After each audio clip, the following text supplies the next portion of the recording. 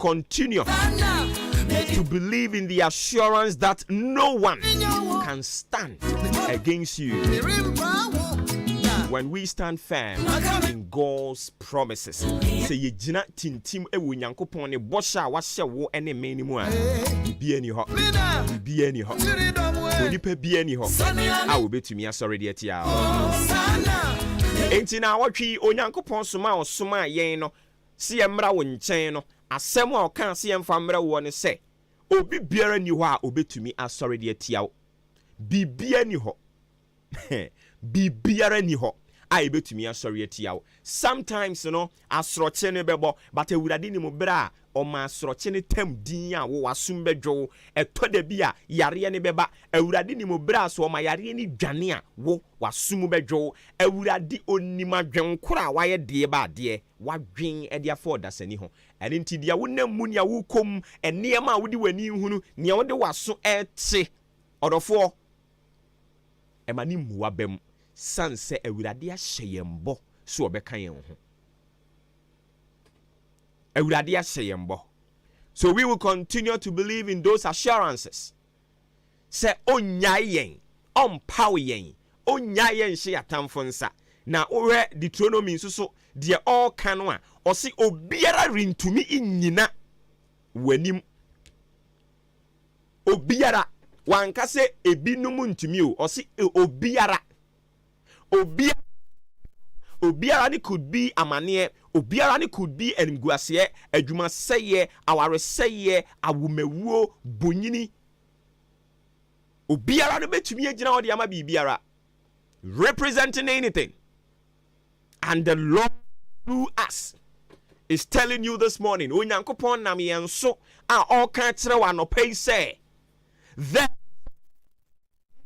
to stand before you, for the Lord your God shall lay the fear of you and the dread of you upon all the land that ye shall tread upon, as he had said unto you.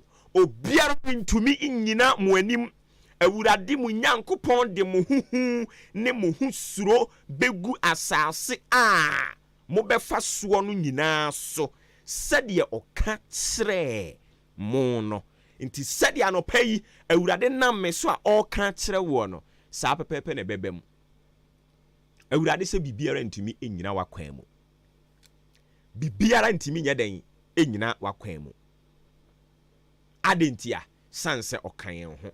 Point number one, God's presence. And we are looking at God's presence. Point number one, dientia se mema yensuro no dientia o kan kire en say ode yanhuhu e de ato asase ne so ode yanhusuro e de ato asase ne so ne senti baby biara ye de na besi ode ho be hye yensa baby biara ye de yen yanamon bekwa akoduru awurade so de be hye yensa unim dientia o kan sa asem no because of his presence. Onyankopon ne ho ehu Onyankopon ni nwunu Onyankopon baabi a wo no bibi boni into me sorry nyina ho.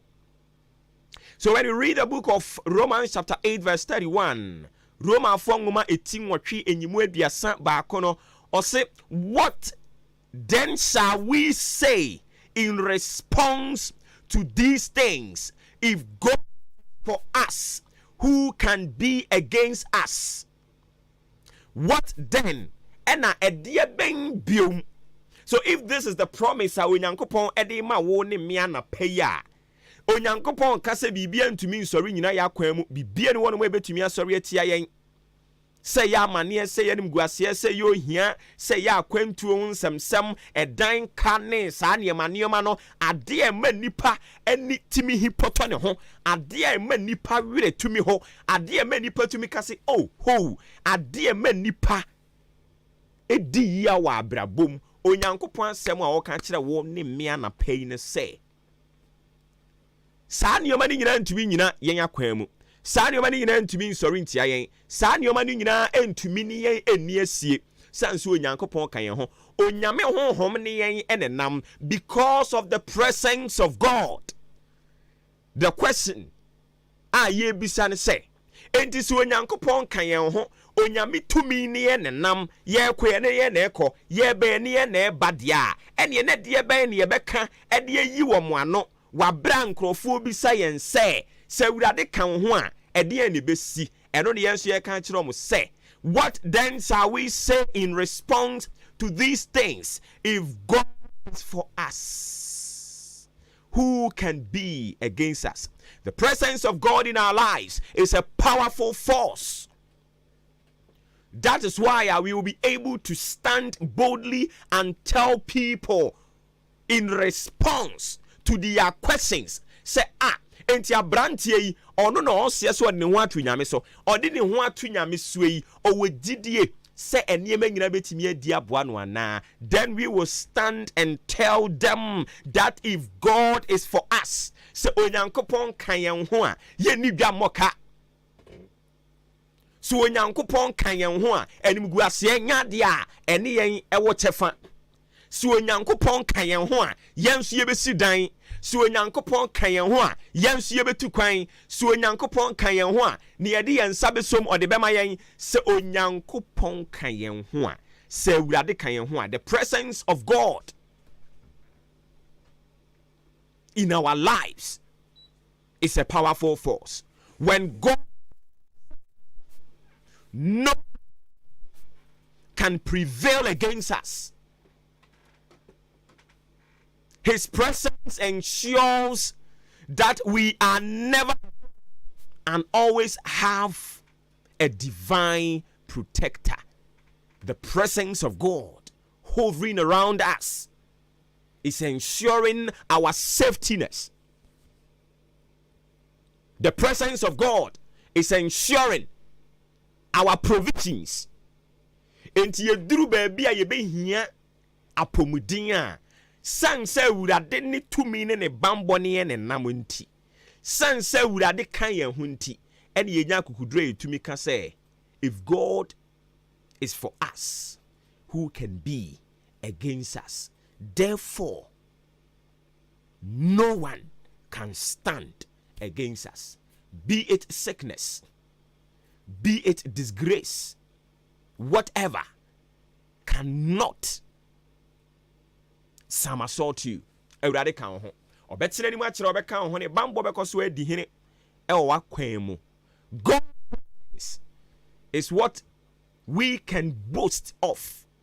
Si ye kase bribi biara entumi nsori entia ye ne a is because of the presence of God. Enti point number 1, obi bisa said ye enti na bibi bia ni ho no mo akodie bia ni ho aye be sori atia wa ka kire o mo se akodie bia ntumi nsori ntia me. Sansa mi kwe me ni Awurade na ekọ mi be me ni Awurade na aba edem ha ye ni Awurade na te ha studio ha ye ni Awurade na te ha. The power and the presence of God in our lives is a very powerful force that we can rely on. Eye tumi nkese a ye betumi de yen ho ato so. Enti se Awurade wo ya ware ni mu a no one can stand against it. Se Awurade wo ya wo mu a no one can stand against it. Se Awurade wo ya dwuma ni mu a adwuma ni ngu ebeye yie.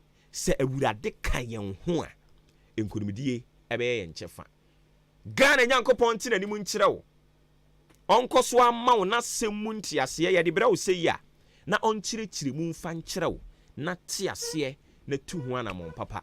Na watwe wunua ehia no obisa wo a se de ben na mu sua wa ahenkan Maakye so aka kire wo mo se asem obofo kronkron de fa obo oba so de bre yen ye ya amane bo a wo kire se firi Nyankopon nsem ene se biribi biara ni hɔ a ebetimi asɔre e de atia yen. No one can stand against us. That is the sermon we are treating this whole week, and we are believing God, we are trusting God for yet another powerful manifestation of His presence, His power, His promises, and all that. Na yenimu se onu eje Nyankopon oba Nyankopon no nkronkron Nyankopon no onwu yen animu ase ebi nsida na eyire so chire so se den e wa abrabo yi mu a Awurade obekọ so ekura yen aka yen ho a ye ho ma asem ofre me obowo ba ofori amanfo ye de na de ni si a ni amakwan ama sports atake over your radio right after so mo wie no ye besan ba na maakye e de eguso a eto so no ye de aka nyina enso de abeka ho e de ama wo Joshua Kwabena Jenim Oboba ofori amanfo Joshua Kwabena Jenim Oboba ofori amanfo se bibia boko the all central campista numero 1 rantena ni nyina ya media na ne mafa na hwan we bibia o style o style hwan ni bibia wa se wa onim na Mr. Obin ono na ade Obin oye ehwehwani mu ade pam wo ha na aden se wa pam amankrofo pam ba me nti bi da o me nti bi o ma bra bomu da sa o fa ko be pam sa Mr. Obin Kofi Bain Kofi Bain why are they wadwudwa pa heavy mind yeah there heavy mind and so yeah we ka kana wona fa say no ntina man ye nipa no nipa de onya ne papa that doesn't too much no de ne doesn't too much say your young kono no ntia se kire mo young kono mjiro suban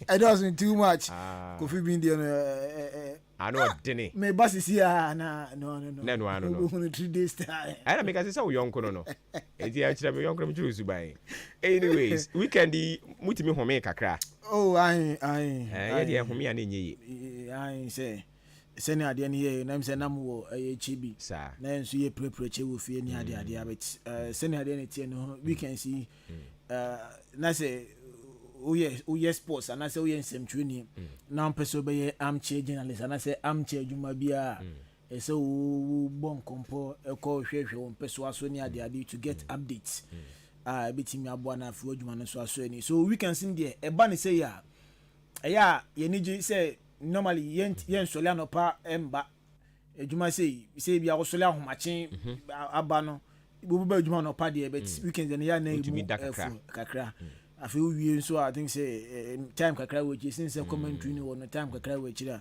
obitimi de aye we adwuma but aside that say commentary bad na radio ne always it is Monday na normal way no I see and yeah weekends no krambo de musa so ye din I say normal days ni we ko e say be Tuesday and Thursday dia on so about no part me rest kakra okay but weekends no especially Saturday over from 10 to 12 you don't have to go home because you could na okope baby down here na atiafa so you have to hang around copy time at 2:30 bebo no samba for a commentary so we can see the same thing Sunday before passports NFA adwuma ensem to adwuma ye wa heading on papa sa but bi mu hu nya din on Oma mo abonten betia ewom die yeti agaganka asemo enye easy but erade ne eboafo we be say na say sports mo ya ne 7 ntia na ya okọ adwuma 4 am say na ebo 7 na me kokko tena ho na 7 na fifi ya onya na gaza we say mo tena ibisa say how did they be able training Olympics ne ba 4 years every year and otumlika seconds or the seconds ni when and 5 minutes cra seconds no the tumlika but o training 1 year no say o training 3 years 4 years or say I mean training 4 years to run for 20 seconds and 30 seconds until training for say 4 years ni no o tumlika prepare say no betimi tumlika for few seconds be prepare and open o here.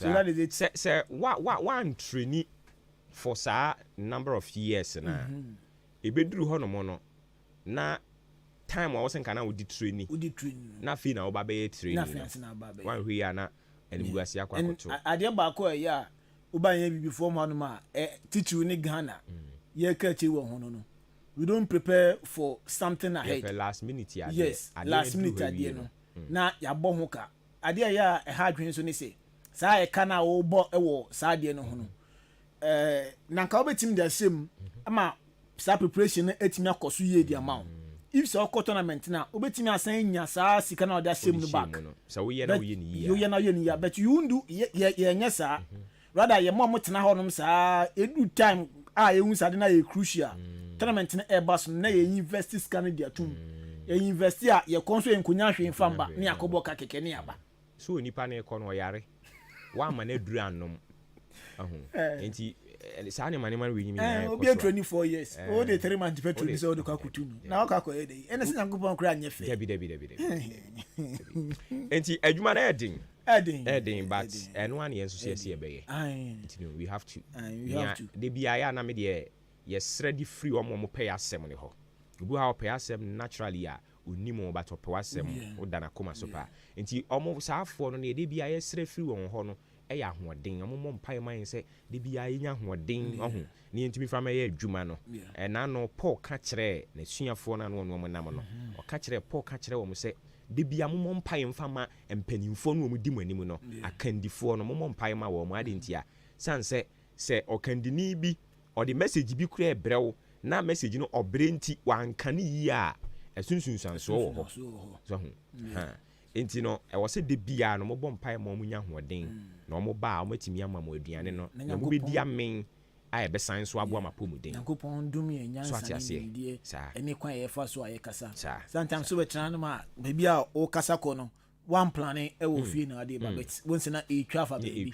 o kasa ina na se bibia be ka ho na de o direct ko baby and sa diversion any sa kasa radio so kasa ya semba kope ena ama ekrubiabo ama Liberia for time minimum ko school kakra because of bo ntimi no be ko school kakra mo ma no memma nyina you see say e hade e ha adwen pa yi so ye be se mo bom pa ma ahode na mo bom pa nyankopon dom ye na o direct ye se ni be kasa no techerema no enka kasa ye de yes kasa kanipa bom ni mu me be ka no kra kire o be ka no kra kire simple entijo mami ma okwan na to aso obobo fori amanfo nyame adom a ene wo mu awia sports no so no ye be ba okay na ya baba be di nkomodi ya fa nyame adom a 3rd August okay ye njumadi no a e be ba so no this year na 22nd enti akabe se 9 days or 10 days say Saturday be twema following Saturday na wotwe no enti Saturday be na wotwe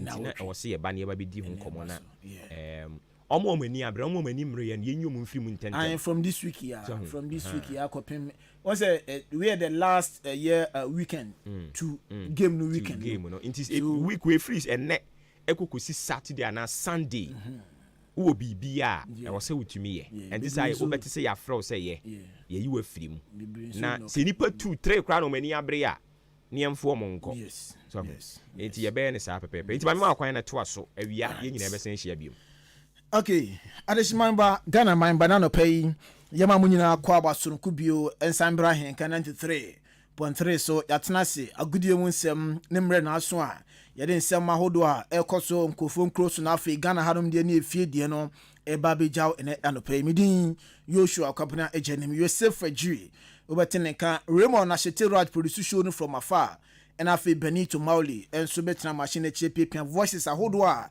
yede eba na afi productions ahodo nyina enso ede amount ene anopay me emfasida ema odi media networks aseno ye ODI electronics de tie ne se yede TV aba yede AC aba fridge ebi elho se open deep freezer se open tabletop ibi na wa use anase double door ibi na wa use no ni nyina no kopiem ODI electronics a yede bi aba washing machine ebi elho rice cooker ne blender ceiling fan afei electric iron ene TV wall mount no ni nyina no ayade a ebi enso ebuso ewoye ODI electronics akoye na kwadwo de na bibia enko kama emfa ma no ntino a police force susu collectors na afi adwuma bia wo ye bia no obetimi awuram ye showroom honom na afi wonso bo nya kohoma na abagye de da kofie na bibia nso akoye e di amount achim dan ha stadium junction so na se ye ne MTT Ghana Police Service no na ebo enhwenim ye ne bamboo in enso share one building ewo achim dan ha stadium junction number ni enie upanchirimu esen medie ya 053 9500 514 053 9500 514 na onye edi enkomo asem dane se ebia ogba no TV ni sika no unkita ni nyina esin sika no unkita ni nyina na mmom yesefa half bra o de sa half ne ba ye baju sika na to na afi di TV ni amount ye di esin enso edi amount na afi uyusu na the 3 months enso atua na bibia anso akoye edi amount 05395500 na oni ODI Electronics enso edi enkomo Festus Enterprise Zebra ene se open a multi TV DSTV Star Times Canal Plus HD Plus anase combo na open so to use dia kopiemo oye Festus Enterprise na fiye mo binato be piemo ya kacha chinda hanu nyina yempe na obobnya satellite na fe terrestrial decoders ani eda onoma esan abodwam ne tenten ede amount aferi TV aba Hisense asano urgent Samsung ni nano ebi ewo eye Festus Enterprise decoder stands TV wall mount remote controller ni nano ebi ewo eye Festus afe AC ya tuntum bi hospital biabi ni brand biabi ni nano Festus enso edibi aba ebia wo AC no ene amobi afexe ede amount embo ene uso a ne gina so sa embo mene wonfili satellite no obi abaye de amount uya enyi uso TV na nei nema eba so no wani enje ho a kopiem ewaye Festus Enterprise na feso how no yenhwe enso no one time ever emao de chene se yeni old 26 sport no na ebo nhwe ni prempren de ye fe Nanes Palace esanso ebe shelf filling station no ewo achim oda 0244 515849 0244 515849 and 0269 305 785 0269 305 785 na one Festus Enterprise enso edi enkomo na bibia akokama edi amount Jubilee Hospital enso sebra ena no pay wasole nyuma nkoyo body nimu wa tinka se ampa uyade ankasa dia kopiem o Jubilee Hospital na fianhwe entun yarwa asinyina emao na bibia nso enkoye mfama je chense oba outpatient service na eye adwuma de ma 24/7 eno no oba eneya na wasan wichi akọ eneya sanso inpatient service na enso aba eno nso ebo adwuma edema ebia oba no pese obeda ho na a doctors na nurse for ejina so ehwewa sa konya na enso aba edi amount laboratory honum pharmacy ho antenatal care ANC we eko diama emano mafo afuro no mbre na afi ohaw bia ene efanyinsen no ho no yenhwe enso anu ntempa so infama postnatal care enso abawofo na mawo awie no monkola no omunyi mu no enkoyi yese mombra yebehwe adanda no kama na afi mumba no omanyi agina brane ahodimu theater no enso ho surgery any operation die yebe no one time Jubilee Hospital edi amount maternity ho ultrasound na fe electrocardiogram machine enso aba scan bia bi yebetwa bi edi amount cancer unit enso honom de tene se yare bi ehye ho bibi kire wadwen so usuro ufele so bedu nkomo ede ache unua anase wadamfo a oni cancer unit embedi nkomo na afi enhwe encancel kama na efie na afi eye bibia nso enkodin emfa emao wani ina wohwadia unhu ayo iconic honom fili ahyemu ma woni yare nyane de hwe asa etuase one time ede amount dental clinic ne enso aba osin eye cholesterol kaka tete wo opese wutu osin opese polish osin ene opese wu place osin a ne nyina no nkopiem Jubilee Hospital yebebo enso sa ekwan eso diabetes and hypertension for no hwe do pa bia no nchekere enso ekoso ede mamo canteen wo ho enutin so wo adwum wo fie bia wo bia na padu na ponduwom enso atwadia kopiem Jubilee Hospital ye canteen na fe yemboa sa oba na insurance ukita bia eno so tumda yebeje na yahwe oye se eye national health insurance and say private health insurance no nyan yeje Jubilee Hospital odan ababuro dia so amantra bridge ne so honom ene ewo 0244 575799 0244 575799 and 0241 784645 0241 784645 na one Jubilee Hospital enso akasa na bibia akokama ede ama wei mu ye nwuma komo so ase ne nan nso no ede agudie mu nsem abesom ene anope enanope yen samna se enhyase emfimfiri Ghana arm wrestling so aso ebepiem awo Africa ni na president no ɛyɛ pa fa de kyerɛ so sɛ ICB de nkɔmɔ akra nso de agya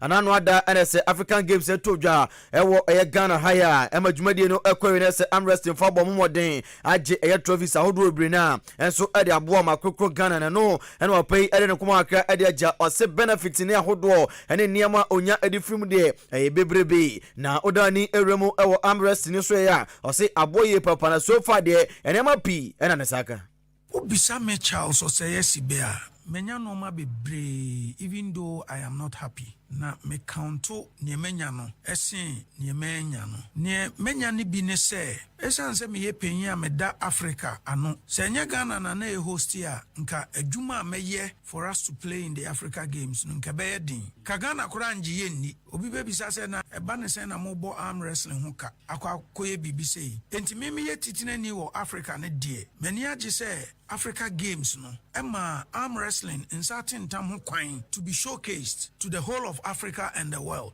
Ayana amanfo feel sebi eya agrobia esu nimfa so anase obi am pay attention. But I sit here. Africa Games I host to country ben di first. It was Egypt. Egypt play arm wrestling. When they did second, Nigeria. In fact, they played arm wrestling at the game. New D third year South Africa. South Africa played arm wrestling at the games. New D fourth Algeria Onunuamo. Morocco played. Ghana played. And in that order. And for me as a leader, I am happy.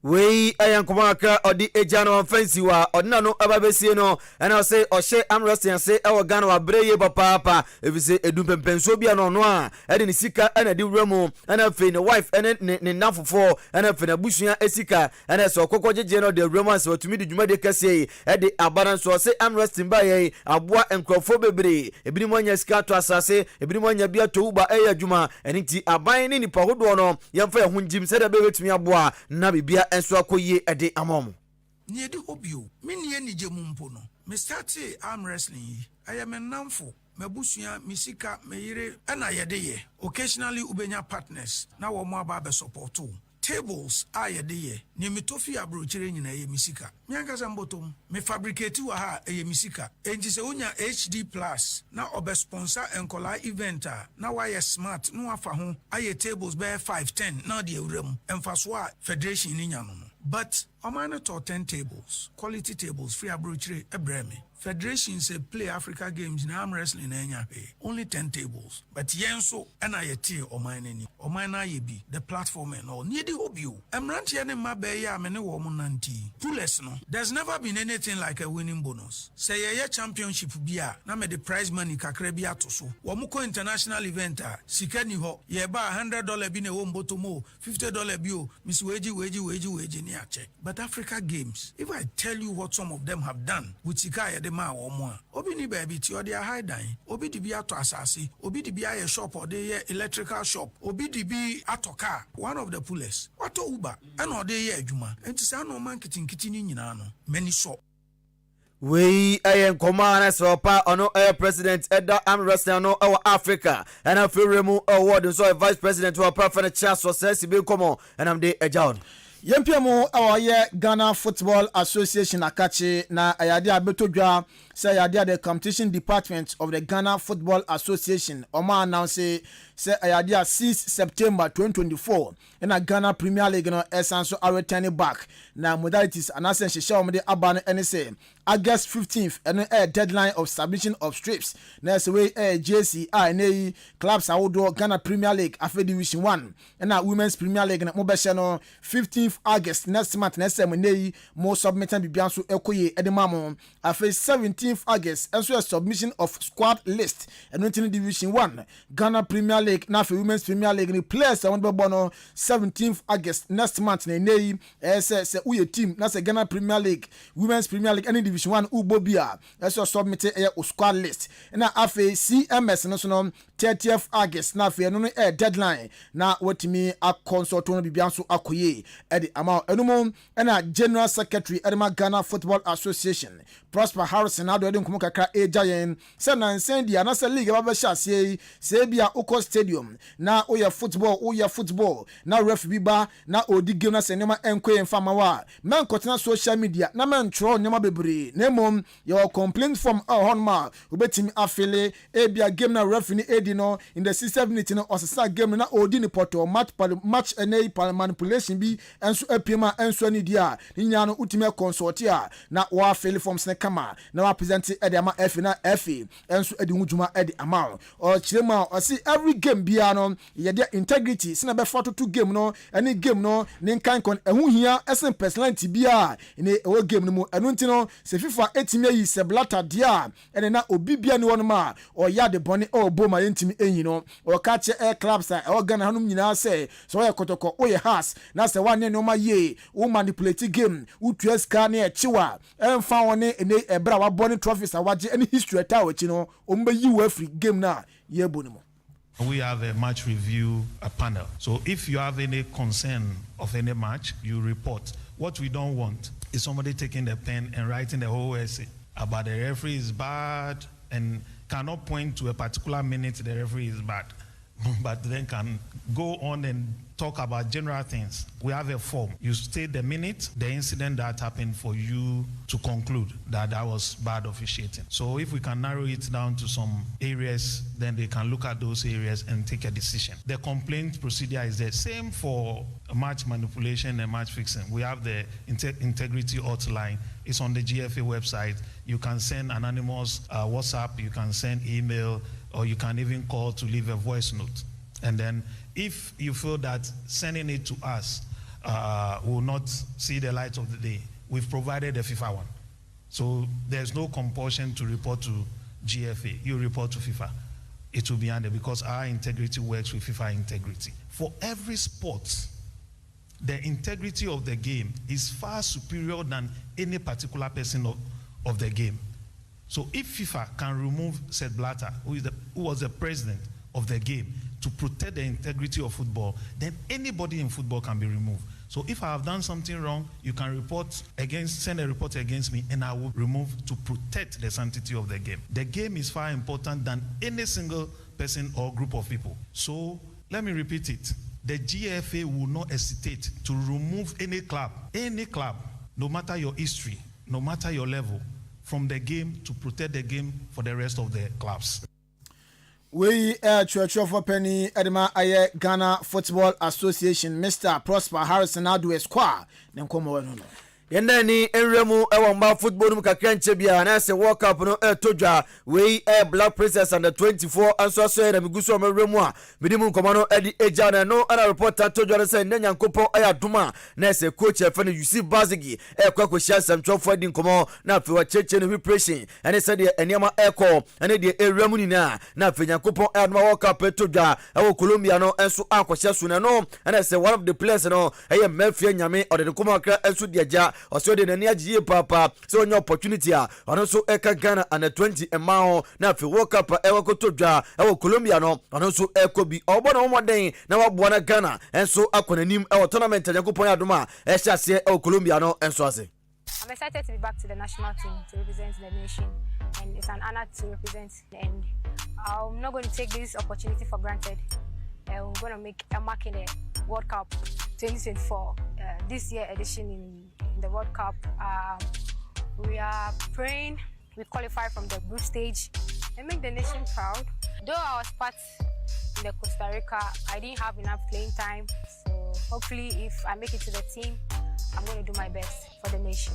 We are urging all Ghanaians to keep supporting us and pray for us. And we're going to make a mark in the World Cup.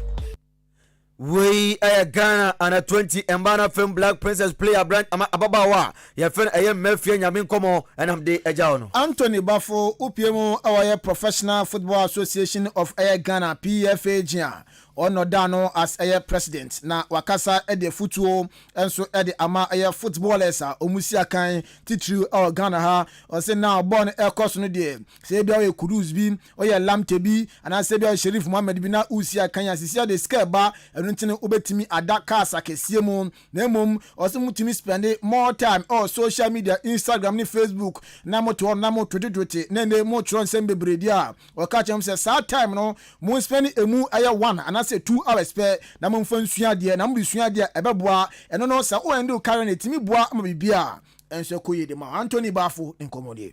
You can start with driving a Porsche, a Mercedes, and everything. But can you have the same life after football?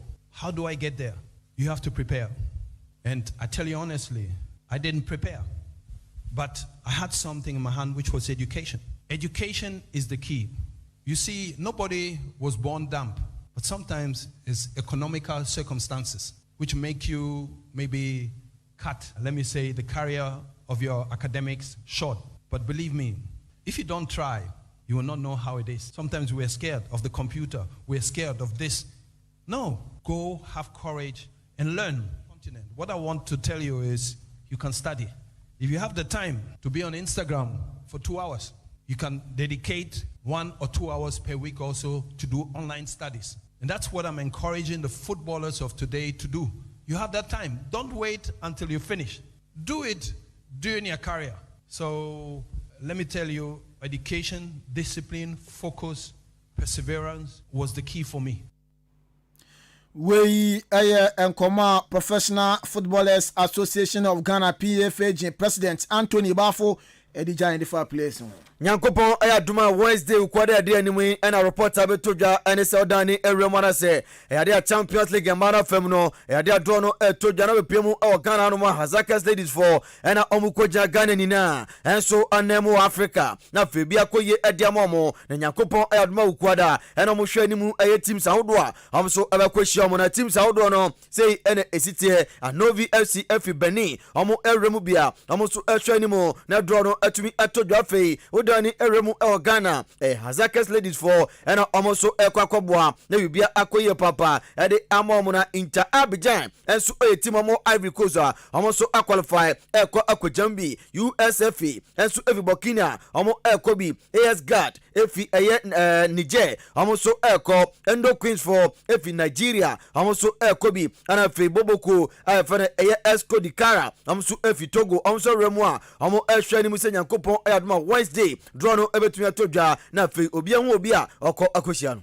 Dampiemo awaya Accra to folk Boboko nim de tiani se ya formal Accra to folk Chief Executive Officer Hariza Ko na den komo kakra enso ejena no pay edafa Boboko a efen Accra to folk oso no de heart no ewoni mojem enutino so hu se house of folk so far ya na bibi no hu se house of folk ene omo bra ya na odwen ho ontiase na odoni chema ono no oye adwuma as a CEO edema Accra to folk 6 years nie oji trophy bi out of folk compete here league osoji insia top for this naso gala afi CAF Cup oji Super Cup ni na papa ise oji this naso no se ade kronti ebo mo amenei omutimi gi sa trophies wenyina edema out of folk ni ene se that time no now to folk good board no more board the one omunim ye no more board the place no omodwam ho na so now the out of folk board nyamamba nyina asem kokrafo nko a enton dey so 24 bekase out of folk omuhia youth imabunu mama adwuma enso de maboboko no na bibia so akoye o see place dey omuhia attention enu ntino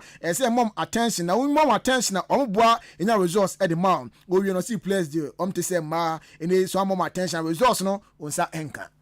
I ran the club for 6 good years. There's nothing on the earth I never won. Top 4, gala, everything I won. I won the top 4, everything. I won the league 6 times. I won the FA. I won the Super and the CAF Cup. So that is enough. That's what made me who I am today. House made me who I am today. I'm so proud of House of Folk. When I see House is in a difficult, it is my body. You see, in my time, you had a good board of directors. If I look at recently, you need youth. You don't need old men to come around a club.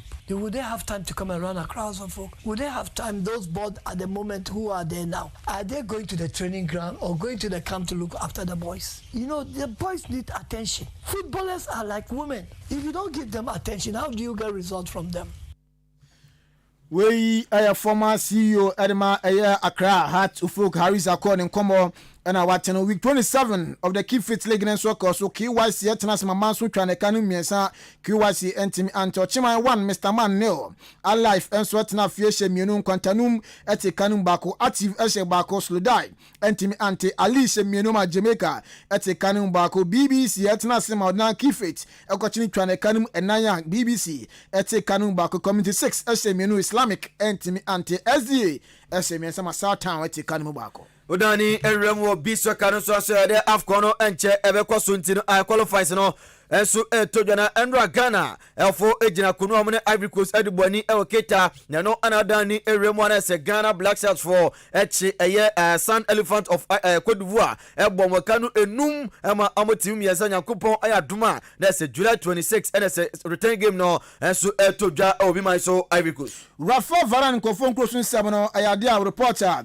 Yensa Ekansa Brand Osinakan Edema Manchester United na nya Eban se Como new club ma promote oma Serie A na afima besi akan ewombi head coach former Arsenal player friend Cesc Fabregas nya Eban se Rafa Varane oni team Edin Komo akwa chire pon betimi asan contract no edamom yeduoduma no Brand friend Rafa Varane obasan 2 years contract plus until 2027 na for koso ayejuma edama Como boboko no Udani Erewa Manchester United wa Brand friend Sofiane Amrabat abebo loan edmomo na 1 year contract pe eseno onomo we bia bana wiye Manchester United say still omu hia Brantia FN Amrabat ntino omu ne boboku anase the team FN Florentina fogusu din komasa Brantia no ebeto akwaso asia kan ediamom Hansi Flick enso a coach Adema Barcelona now him say a lot of players na Barca for mo pom afie Brantia ne din enso ede Dani Olmo enyina players na se Barca epemo Nico Williams nyina no Barca pesa players na sisia the shocking na betom ne se Hansi Flick se ni finfini honom no ohia players bi o maba enu ntino orewrema wanyo obi a say former Chelsea player ni din adi N'Golo Kante osa Brandt no hwe ne ball boy EOS na sia onya ne Kabasa team ni ho a o magi bia wo Europe afi Asevia aso na report if you mo enso eba na repay and some ko player be replace Brantia na se onu susi na kan Edma Aston Villa boboko no Brantia fan Musa Diaby na da ni remo a na se Diaby anya 60 million pounds offer from Saudi Arabia League ni mu a boboko fan Al Ittihad for egusu eni di command ko replacement dia na se Brantia ko si na kan Edma Barca boboko no ya o Fales enom hia no Kevin De Bruyne and so common ye na ban say report yen say can say Kevin De Bruyne wa agree personal terms with Boboku a FN Al Ittihad Saudi Pro League ni emu na ono de wajatum o se o hwe sika na say Saudi Pro League for nom de bana so no so kodi bia no tin personal terms wajatum akase Man City bejatum na fe o ma ship na kopiem o Saudi Pro League ni mo Everton Boboku no ona pa fan Fahad Moshiri na report to Johannesburg pai ade nkoma ka de agya be se na otwi mu na se season be kora wie no ene se semi be for no so Boboku no emfanto o se esia de wajatum se mpenifo so Boboku no emfanto a wate na mo mu 250 million pounds o de mani wi afei bosumi bia be sa ketua sa 10 years se motumi ayi sa de amane de apapa no enso de Everton Boboku no ade beto okay gofi wa yemfansi na afei captain enso entwaso na no pay na madam for Razak na ochi yoko ware wo asene okay anti Razak akware Linda Usia ti oso do biase ye tumi ko na ye tumi anko nyina no do biase Esubua Sporting Club almost say Sharp Sporting Club omufi Esubua justify justify your inclusion preseason training na baso na Thursday 25th July to 28 July 2024 time 8 a.m. and baso achim ofuase astrotef no eso enu tin ba bibia wo bia no se ball no unimbo a kopiem Sharp Sporting Club omo justify yase na afi onso kokohwe ade afi mbo division 2 enso Eastern region emu enu tin koy na koche obobre siankopon di hu afofia na part of the club bibia nso akoyi ede ma achim ofuase ena nei astrotef no so na justify na eba so age no 15 years to 20 years so uwo mu bia kona kopiem achim ofuase 25th to 28th July na bibia nso akoyi open chemo bia 024 500 1922 024 500 1922 and 024 2362204 na afei one sharp sporting club for di nkomo na justify no do ho agim na bibia nso akoyes achima su bo ha ya enomo Kofi yen so na afei captain ento so na Mr. Kosinya akonso ma me ayi na ba so I think say we are eba do must come na afei nkofo eba no nyasem kutua within Yeshua cabinet janim Yosef Fajiri otenenka Roman Ashetero at Sani Benito Mawali production edisia captain in the morning or Bobo for their manfo etwaso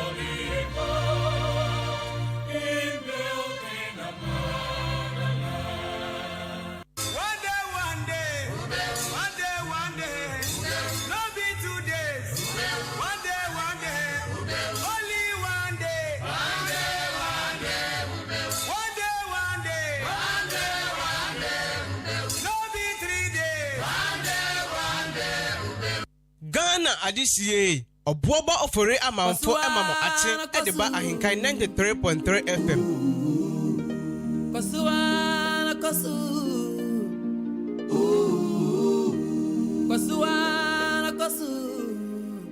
Onyami be Kosuana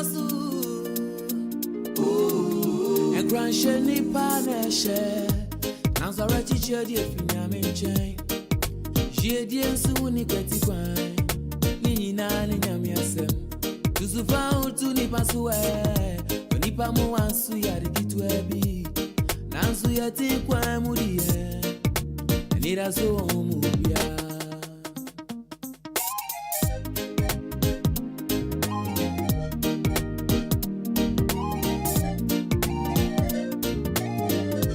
Tibiane kutimisisa Nkuni masha sudian sonen tu wasye Enti onyami be Eya she uhunde Ifise obira yoku Nunti fa yesu yoku Kawa kwa she iho wamsa Nono ano meye Kosuana kosu Onyami be Yeah tinkwe mwi Anida sonya sae Kosuana kosu Onyami be Ghana Adisiye obuoba ofore amanfo emamo ache ediba ahenkan 93.3 FM Kosuana kosu Onyami be Isaya tinkwe mwi Anida sonya sae Kosuana kosu Onyami be Yeah tinkwe mwi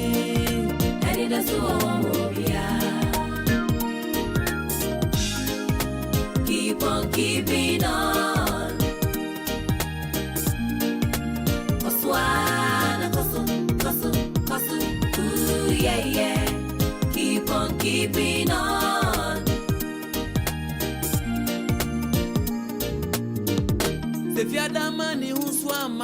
Yam faster and confirm the sports team. Joshua Kwabena Ejini, Kofi Ejiri Ben Mauli, Yadoma Sibibre, Yatwaso Marchin.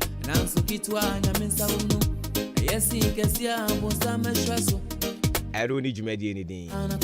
Offer me a bow ba ofori amanfo. Osho Brana Simano Edriana Wache and Abba Pano Panon Son.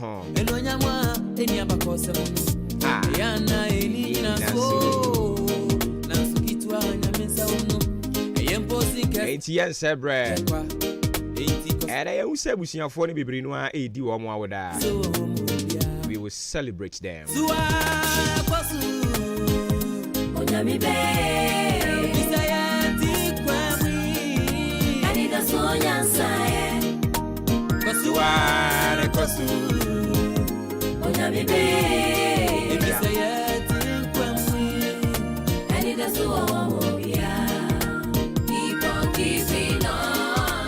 Wendra ne yo mawada.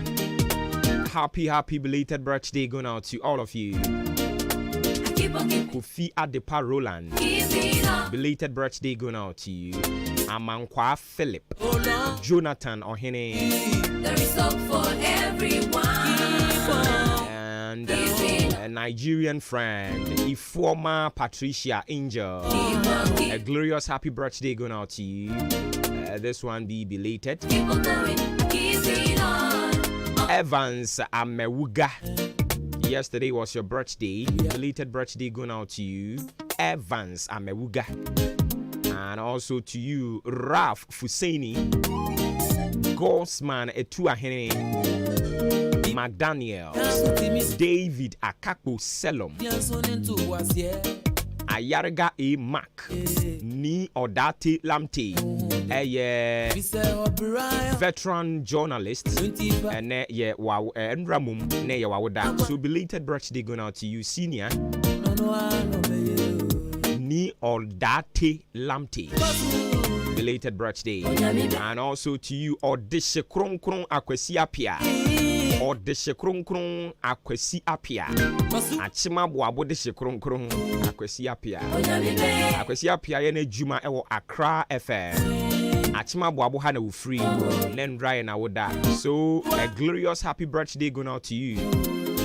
Odeshe Kron Kron say Achim Kwana na. Akwesi Apia. Belated birthday going out to you. So quick one. So let's jump to it. A glorious happy birthday going out to Comfort Ajman. Mrs. Kusi. Happy birthday going out to you. And also to you, Mata. Equia Akonobia.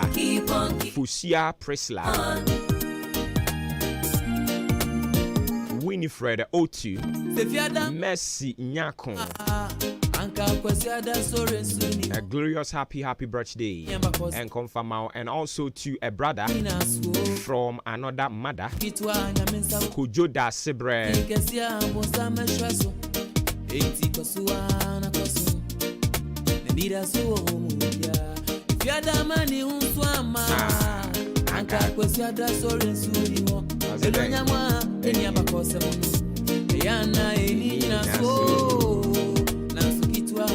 And also to Elvis Crystal, a glorious happy birthday and confirm out Elvis Crystal. Oye Juma wa Asasi FM, Odi Asasi Radio. So once again, glorious happy birthday going out to you, Elvis Crystal.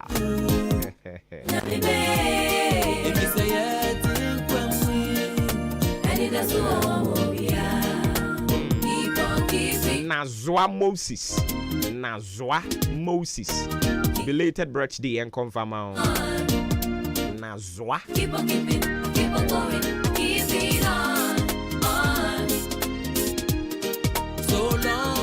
So let me do the final one. There is hope for everyone. Keep on keeping on. Keep on keeping on. Keep on going, keep it on. so long as we live. There is hope for everyone. So this is the final one. A glorious happy birthday going out to you. Justice Dakon Krang Edu. Hey Chibis. The engine I was here for Chibis. Na Ibibri. So once again, a glorious happy birthday going out to Justice Dakon Krang Edu, aka Abeku Chibis. Abeku Chibis. Chibis. Head of Sports, Oxygen FM. Agona Swedru Mangwase. Abeku Chibis. A glorious happy birthday going out to you. Live long and prosper. And of course, to be 93.3 and beyond. Justice Dako Krang Edu, aka Abeku Chibis.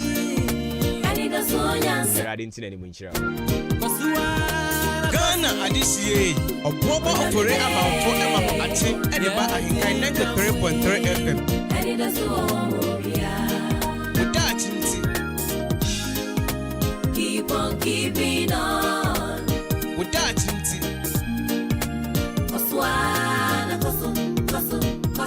Ooh, yeah, yeah. Keep on keeping on. We about all that in tea or brack into your foot, you know, the senior woman in brass, so my infamous, and Fadia can find to swear. I don't pay what that in tea, bro, for Cassam. I say difficult roads often lead to beautiful destinations. Difficult roads often lead to beautiful destinations. Odachinti message ya de ebre wono no bro for kasem last one you say difficult roads often lead to beautiful destinations.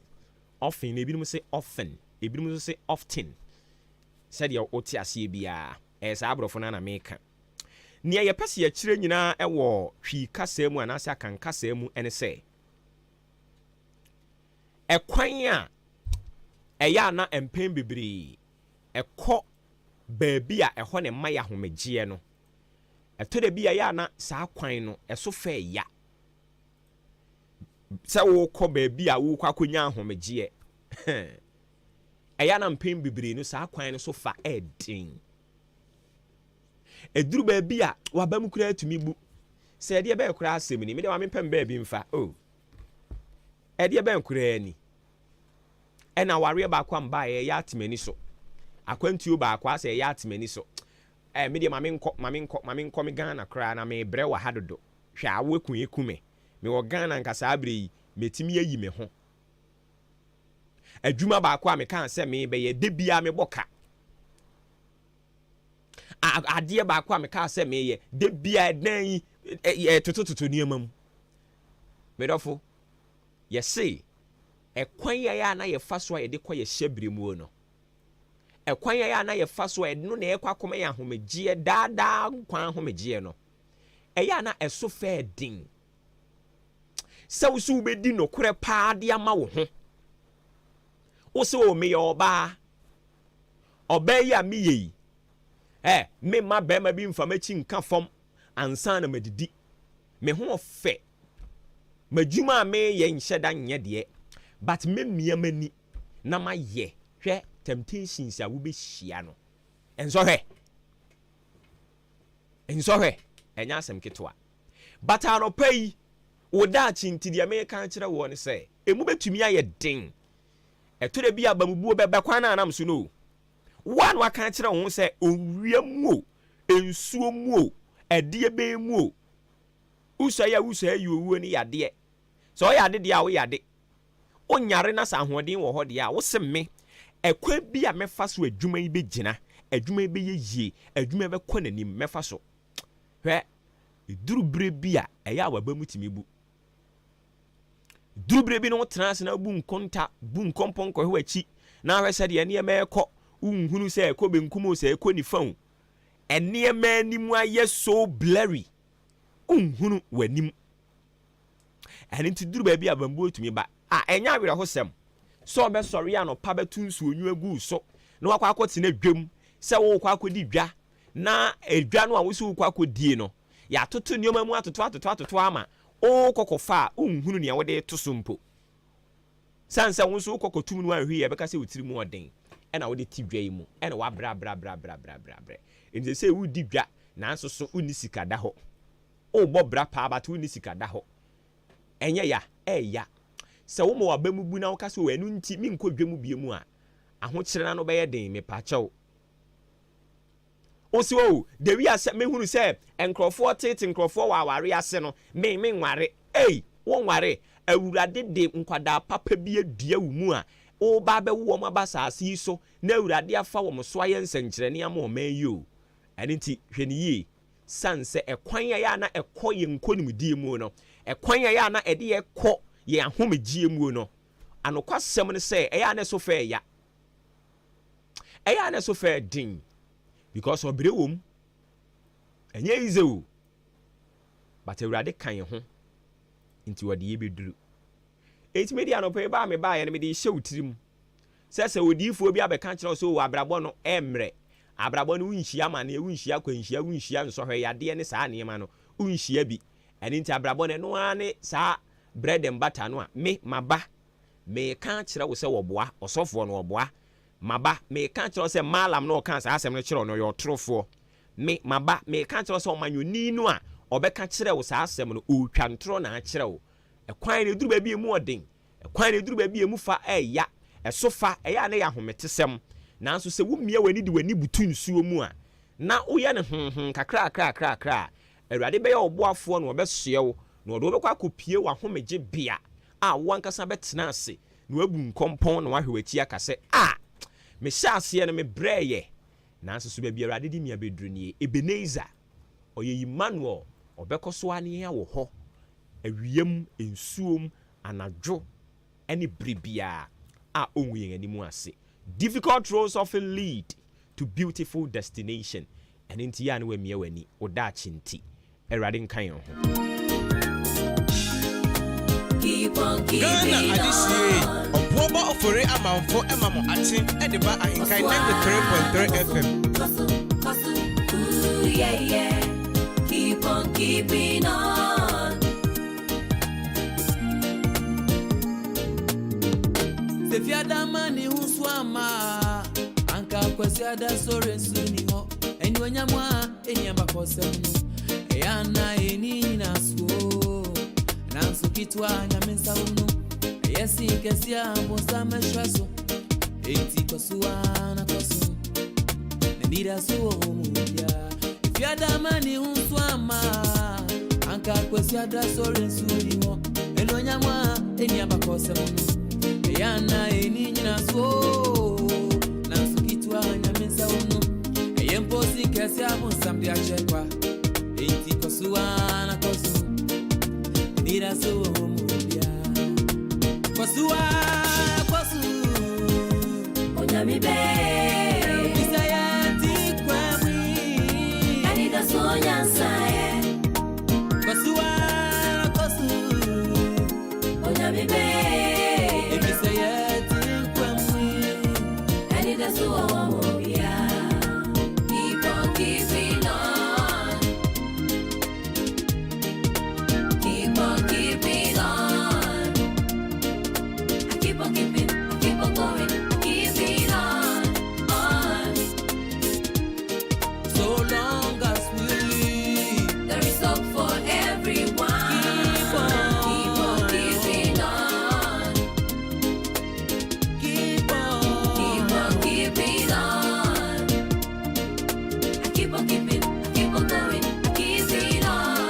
abusia ma yenkofa de obon krata mboso ne yemfa nto adwumadi ne so mfa ma na afi yemfa de aka nyina mfa nka ho kama anwaro atena ase enti yebekɔ na afi yede de obon krata mboso no enso so ede amaw na surprise kase awura mu ha no surprise kase ene wode ma we ne anopai adwumpa po mbɔkɔ de yakodi weekend naba yasan ba biom me pesa wo ma opani akwa aba oh we dey enje da nya ibia san oh hwe ya dikete nyina de ba be hia wo kwan re se ya san keto a ebi abani abaye nko yanim ya bari ababe de se bibia boko de enkofo te wonka che o yeah enkofo ka se eja eyi Libya kwantu enkofo bisa me pa enkofo se ko Libya kwantu se Kenya kwantu so a no mbusa pa le o so ko Libya kwantu Libya nem ko di no o shuze David eti Libya kwantu do wan ko bi David na o tete nkwa nchen he ya okay wakwaje ahome aba umum ne o se me da wase saa aseda de Awurade de ayishira nipa yishira nipa ni adanyame ase onso oboa kama pa easy o kanipa mienu teta saa easy easy ye de Nyankopon ase wakwaje ahome aba adwuma no sisi akwa de ano aye den chen da enti amuduro no afa ni ye se ye be tai ne tai pa we se she drosi o ebe bia ni atutu bi Enyasem ketwa anyways enti modaroma moma ye nkomra na fi ye bana nkomu bi wo hono mo ya tumi edi abusua ye stream live on so Facebook na YouTube okọ hono mo na ode wadwen kire edi akwakoto ho ye bekenkan ne kama edi amawo abusua mo fie nante anopa no wotwe about community enna ye matiefoni na chima makwaba de bahin kan 93.3 FM so braso sensama odro a asi ya won mo de afa de obokrata odro ma badwa so no yesi adwa no pe de ba besom ani die kwan so na poso ya kai hye no nso yeti akua afrakoma studio ene de obokrata na poso yi e ba besom me din edikwaku enin kusi buadumene adwempanyene kufi mensa ene de obokrata na poso yi e ba besom na de be kan bia nso na berwa na DJ Kobike aka medwe me ho ono so atamatum yopo e wo Facebook live na ohwe bi e wo honom dem de hyase de rubokrata delegate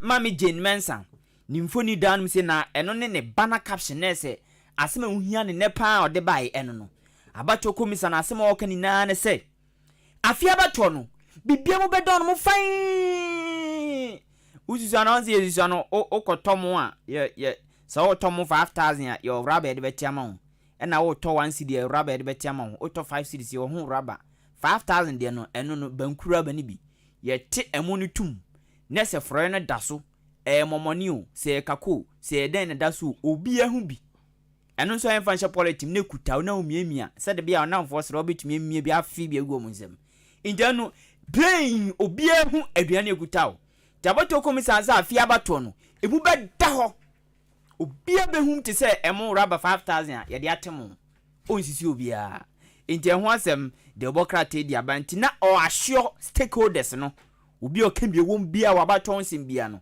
ena wa assure wo mo se afia abato no ye da na bibia ebeda din owura John Dramani Mahama so sa afia abato nyame anu nkuni ballot no enya de ombedi ho agrokra won be bo ho ban ankasa won be bo ho ban esanse si ebe wia wo a abato bre no si enwia wo nso a abato bre no eti ballot no won be bo ho ban saa da na ye to aba no owura John Dramani Mahama ena ekasa asem wo yi e wo Daily Graphic de rubo krata mu dem di wia no pay United States of America USA ena meko you impress Excellency Joe Biden na papa former president Donald Trump obebiem na so Joe Biden no ye mprempren president say afia bato no mprebiem nti watwe no ho afiri akansie ne mu nti enho asem Daily Graphic de bokrata no edi aba anopai ne nsem bi no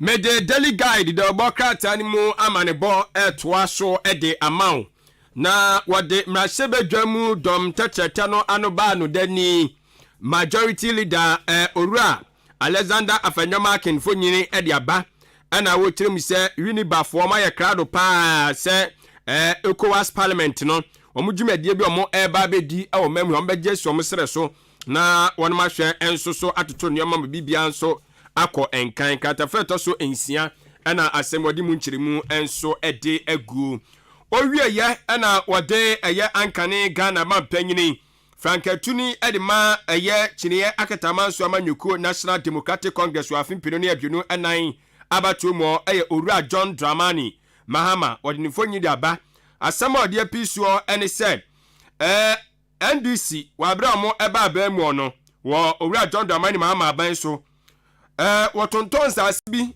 ede mankrofobia na ebi mu ya ne nafofo won mo bemben no ai tonton man na sa de me ma wo mo enti sansa asikro no ba bia deda ne nkrofo tonton ma wo mo no daily guide the oboka tara no pay odi mu enchirimu enso ede aba owie ya na o kire mu se abibiman ayakrado so mbehwe na wamakom wabom ama nwumesua fanentoma pa ede afira na eno ana ankane Nigeria mampanyini Obasanjo wotu eye Ghana yan soafo a wona hwe nwumesua dwumadie ntotoye eso Owura Dr. Edutwum otu no foka che ne se wonhwe na agya abibire mu mpanyufo no woni omanim na omumpija nwumesua ensi ho nti ho asem de oboka tadi abaka tafata so miensa na ensem nchechiremu ensoso eguo na dom ketu a womra chebedwafie wamano ba no dani Dr. Atoforsen ano no so di tudwa kiremu ese we ya futu sama a wode Emma Electoral Commission se wonhwe na abato ne ebeto no emu na ho enye finchem kroje se de be obi a bete ne ho ase se nya saade a ene wonhwe animu se kudita bisi Atoforsen asem aja the daily guide na kan wo sesa na Owura Atoforsen esie te ho asem eno no katafeto so nsia ensem nchechire mu nyina no odi agu ho na Seventh Day Adventist Church SDA asafo no ana asafo no panyufo aka che nsole mane se nyame ya adoma December 7th abato no mo amfo mu nhyem esanse ebesi homegeda na wamo homegeda ne de omfa ni agro kra omfa ni agro na omo soso hwe omo som no enhyehyɛ ya ni kwan se homegeda no eduru a wamo ekoye adwuma na omo do omo hye edabi ti ye eda omo de gye omo ahome nti no omo se 7 December no omo nkan omo nto aba ni bi nti omo nto na ye ho afo so nto de ya asamo ya aba o enti anwa asem ha Owura Joe Biden so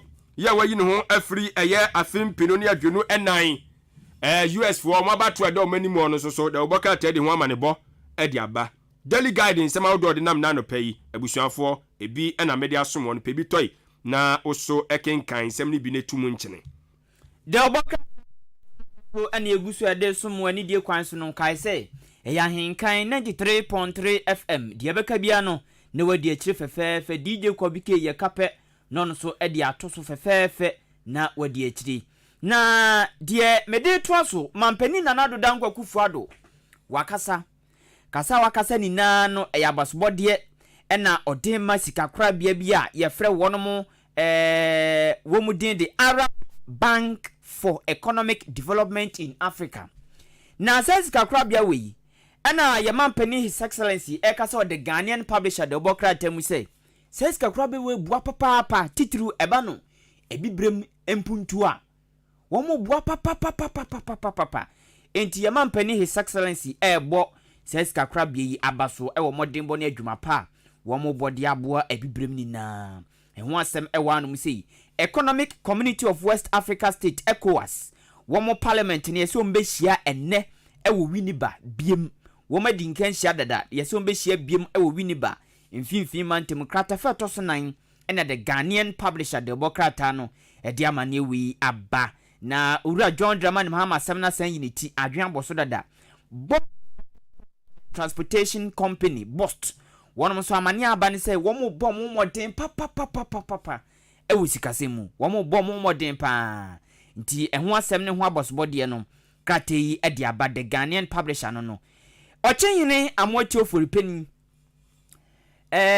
nano memene da ɛna odi afinhyɛda maako aduonum 25 years ɛwɔ n'akonya so ɛna afi ohumkan afahyɛ ɛno nso wo mu di ntia ne ɛyɛ otwawufo ma ne tonkwam na odi na afinhyɛda ɛtɔ so aduonum ɛna saa brɛ na nso ɛyɛ na afahyɛ kɛseɛ da ntɛne odi ne mienu na bom na nya asɛm ketewa nso tokra na ɔmanfo nte na ano ɔden papaapa sɛ deɛ motem amaneɛ ɛwɔ Ahenkan FM so live no na dwumadie na se afahyɛ ne na afinhyɛda na se ɛna ɔkyehena motie forpeni di tudwa sɛ yɛ apapafo bu ɔnom a apapafo bu ɔnom a unhu deɛ ɔde toto ɔmo kure beeye kyɛ sɛ wɔn mo nyɛ ɔmo asɛdeɛ te sɛ agyanom a ɔmo ato ɔmo papen awo nipa ba asase so wɔn mo nyɛ ɔmo asɛdeɛ baako sei ne ba hu no kura yere na gye 3 cedis no otumi te so no ama ne 1 cedi kyɛ sɛ ɔmfi no ya kye no 101 so yɛ gye no na wasan te so kyɛ sɛ wato ne pa de akwada ba wiase na so akwada no ɔmfi no ebinom yɛ adwuma gye abusumi akatua ebinom yɛ aban adwuma gye busumi akatua ebinom yɛ adwuma kɔ wɔn pension egye pension pay saa nkrofo wɔ nyinaa no ɛna ɔkyehene se ɛkɔ no nko adia papa na onye wasɛdeɛ sɛ agya ɛna wo saa papa no nka yɛngye wo busumi akatua no ne yɛmfa ma oba no nti system ti yɛbɛgye wabra okrowaninda ase aburuchi asetena o busumi akatua ba ne ato light bill ne ato water bill ne ato internet ne ato bibia ne ato tax nti no deɛ bɛka no ɛyɛ wow sika de bɛpɔdwe nti nka yɛntete sɛ sika ni na yɛngye mfa ma wo ma wo yɛ agya na anya responsible a yɛngye sika no yɛmfa ma oba ɛno ne asɛm ɔkyehene amotofo peni adi tudwa ɛwanom si na sɛ ɛyɛ ne sank ɛbɛn wɔ bia ni ada hɔ paa saa no de ohun no His Excellency Nanado NSC wagye atum sɛ Local Governance University yendi ho dwuma the Ghanaian publisher anopai Adishimama mede de boka ta watu din ese the custodian ena ede eba wɔkyerɛ sɛ ɛyɛ fearless, fair and reliable na anum ya no ɔde ɔba panyina gya wɔn na etua abedwakom sɛ abato dwumadie no ntotua ɛsoɔ Electoral Commission ɛyɛ chairperson ɛyɛ maame Jane Mensa ɛna ɔno nso hyɛbɔ ɛkyerɛ mu sɛ mu obia mohu mu obia nsuru mu obia komantu esan sɛ afimpinu ɛne adwonan abatoɔ no ɛyɛ bɔkɔ ɛyɛ adwebrɛw emu bɛda hɔ awia bɛbom ɛhyɛn ɛbɛpae wɔ so na obia hu die tua mu yɛnyɛ sumadeɛ bia nti mu obia nsuru kura nti katafa tɔso miɛnsa ɛna nsɛm nkyerɛ mu so wɔde aguo na owie ya no ɛna wɔde Ghana mampanyini nana adedankwa Akufo-Addo akramfo nyini ɛde aba wɔkyerɛ mu sɛ nana adedankwa Akufo-Addo na aba yɛ krado so mbɛhwɛ no matoto nneɔma na ɛyɛ apolisifoɔ agya wɔn soso wɔn yɛ kyekyere dankora bi ne fie bi de ama wɔn sɛdeɛ bɛyɛ wɔn asetena bɛyɛ mmerɛ na nneɔma kɔnka de ama wɔn nti wɔse maako dankora maako ahasa ene aduonu 320,000 units ana ene aban no kyerɛ mu sɛ wɔhwɛ anim sɛ apolisifoɔ nso ɛnsa ɛbɛka te ho asɛm da boka tai abomu ɛnkyerɛ mu owie yɛ no ana wɔkyerɛ sɛ University of Local Governance and Development some no kɛsɛ mampanyini nso so agye atom wa approve sɛ yɛnhwɛ ne yɛmfa ɛyɛ saa suapon ɛmra na eno so emetete eye mofra ma omunimdie se de bom so benya suahunu ewo eye mansini mabuo mansini amamuo ene eye mpuntunwuma enso ho ensanka yenti emu amanebo de oboka tai e de asom eye adehye owie no wo kire se opanyini bi efe no Dr. Frank Bano wo se wate se Dr. Bawumia de atudwa se oba obahwe na eye yɛtoɔ no ɛgyegyeɛ ne ho nsɛnkaeɛ no wadane ani nti tax reforms ɛna wɔde ɛba ɛna ɔse ɛyɛ paa sanse ɛgya nkɔfoɔ bi wɔnom a ɛtoɔ ɛmene wɔn mo paa nti no ama ɔmo dwuma ɛnso ɛɛte so nti wɔba no ɔse o ye do bia to a eka bia odi bia che no ye start ye hye bibia ase fofora on de o se ogidi se ebebo ante ho asem the boka tedi abade custodian amanebo eno no dia mede to aso the chronicle the boka tamu se me fansa mienu ena fi chronicle the boka tamu edi kan sikakra bia ya me che se mampani na na do bo maba so mo bo modin no ena won mo hyebo se nukranie wo mo dimrika tente pa be yempuntuduma ewo abibrem won be ma abibrem apagya atumpon brikuma abintem ewo emprempren wo mo gusu akoya nti se sikakra bia yi ena akasa wo mo ahye saabo no dim diwie wom National Petroleum Authority NPA for na akasa mo che se Ghana ye to no mo san sabi ye bo adwuma na so ne mabu onu ma yanka unhu asa kotobon wa me ho a unhu semu wa ene yese ntoma katade so wa be ho a nya dia obehu asema National Petroleum Authority NPA for wo mo hwe Ghana fango so kan ina ne se ye ba abibrem ya no mu se ya ye wo abibrem atoye abibrem ene egumawdo bebre o se abibrem atoye no Ghana ye ma amai makomako enson petro amai makomako enson West Africa wo mu depend wo Ghana so wo petro wo mu gi petro free Ghana nchen International Petroleum Authority ena edisasem we to the chronicle the bokrata no emunsem eno no the Daily Searchlight the bokrata no say in service to God and country na bana caption no ana wadi abekirem se uboruam ewo Nigeria wo mo soafo bi wadi atudwa abekirem se kuntuna asenkrofo bi bo man ne ka efa busia bi omukwaji free World Bank wanu makache na sika no omukwaji ye no emu ohanji chemu aduanan sika no afa baabi na obisa se Ghana so yaso yabusia bi akwajeje World Bank for dem no ehun senka ese na sibi tie wo ye mamu ha eno enso so ya sembisa wode ata asem yi eso na owie ye no ana o kiremu se Ghana aja ye toto nioma ehwe animu se ye franco no petroleum product no o chese nkro bi anasa amama ahodo bi a ebemba ye no ye pese ye hwe na ye pijam omo ye mo mu bie no dodo ne ye de ma wo ye pese ye pijam ti anamontu a MPF votu ni nyina so no Searchlight edi aba ne nsema wodo bi e ka ho ne edi kan de asomo de obonkata wodo no dada tie nse ebre ne adaje ewo ho de mede to aso ama ho ewo de obokrata na poso no the Ghanaian Observer ne nsem dodo na no ya boso dada dodo na ya boso dada na fufura yi ni tiwanum se na wo mo che se His Excellency Nana-Addo Dankwa Akufo-Addo obe commission adan makomako ahasa aduonum 320 new houses new homes ediama police service obe commission 320 homes na se efie makomako 320 ediama apolisifo ho asem edanum se yenim ba bi kro a wo mko bi sa dan we ya no nanso the Ghanaian Observer the bokrata ne de ne tofabom abasa na yesi Dr. Alhaji Mahmoud Bawumia ni proposal dia ba fa tax system ho no ena owura bi nso Dr. Frank Bano trese nyamienum ni kuni anamuntu papa ya adwempa na penyini no afa no ya se ampase otumi tu anamo a kebeboa Ghana pa the Ghanaian Observer anopay the new publisher the bokrata no nie was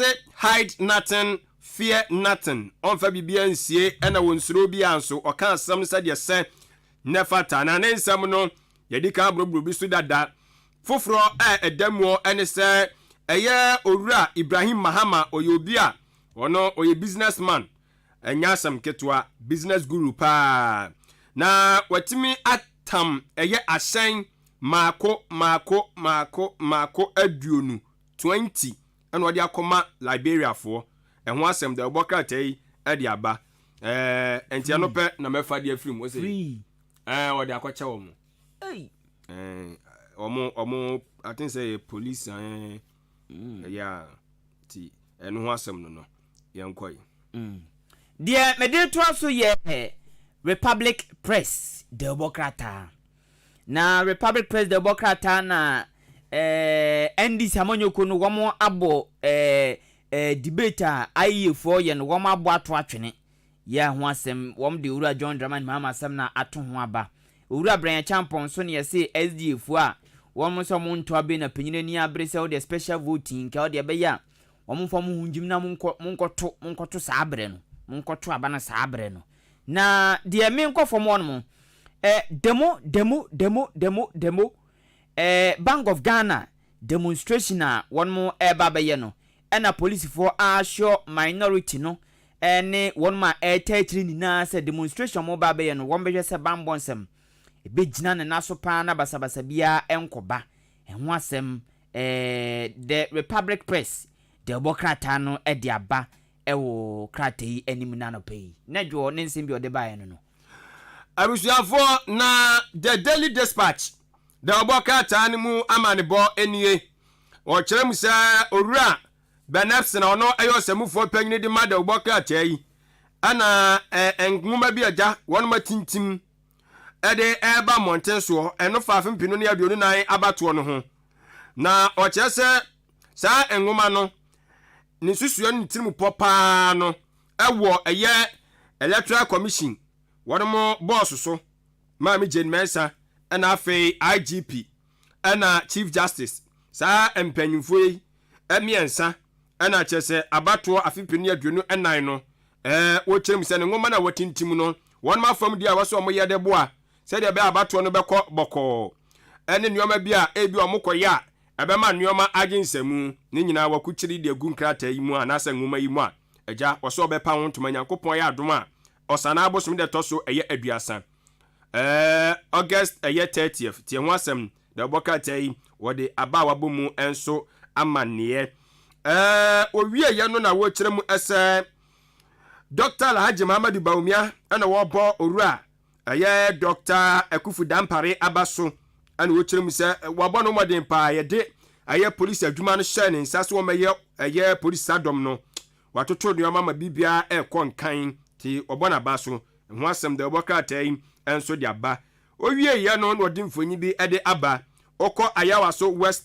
wagon abato empesua eso a o kyerem se Mami Lydia wone owura Dumelu omumienu pa no wo hwa ho ane betimi adi nkunim oso okunu mu ayedin enti de wonim soso efa saa abato empesua no so no watintim de gunda obonka tayimu the Daily Dispatch amanebo de me fa free the Metrolens ba akopɛ the Metrolens the bokrata kratafa to so 9 ena ekubie from Ghanaians National Alliance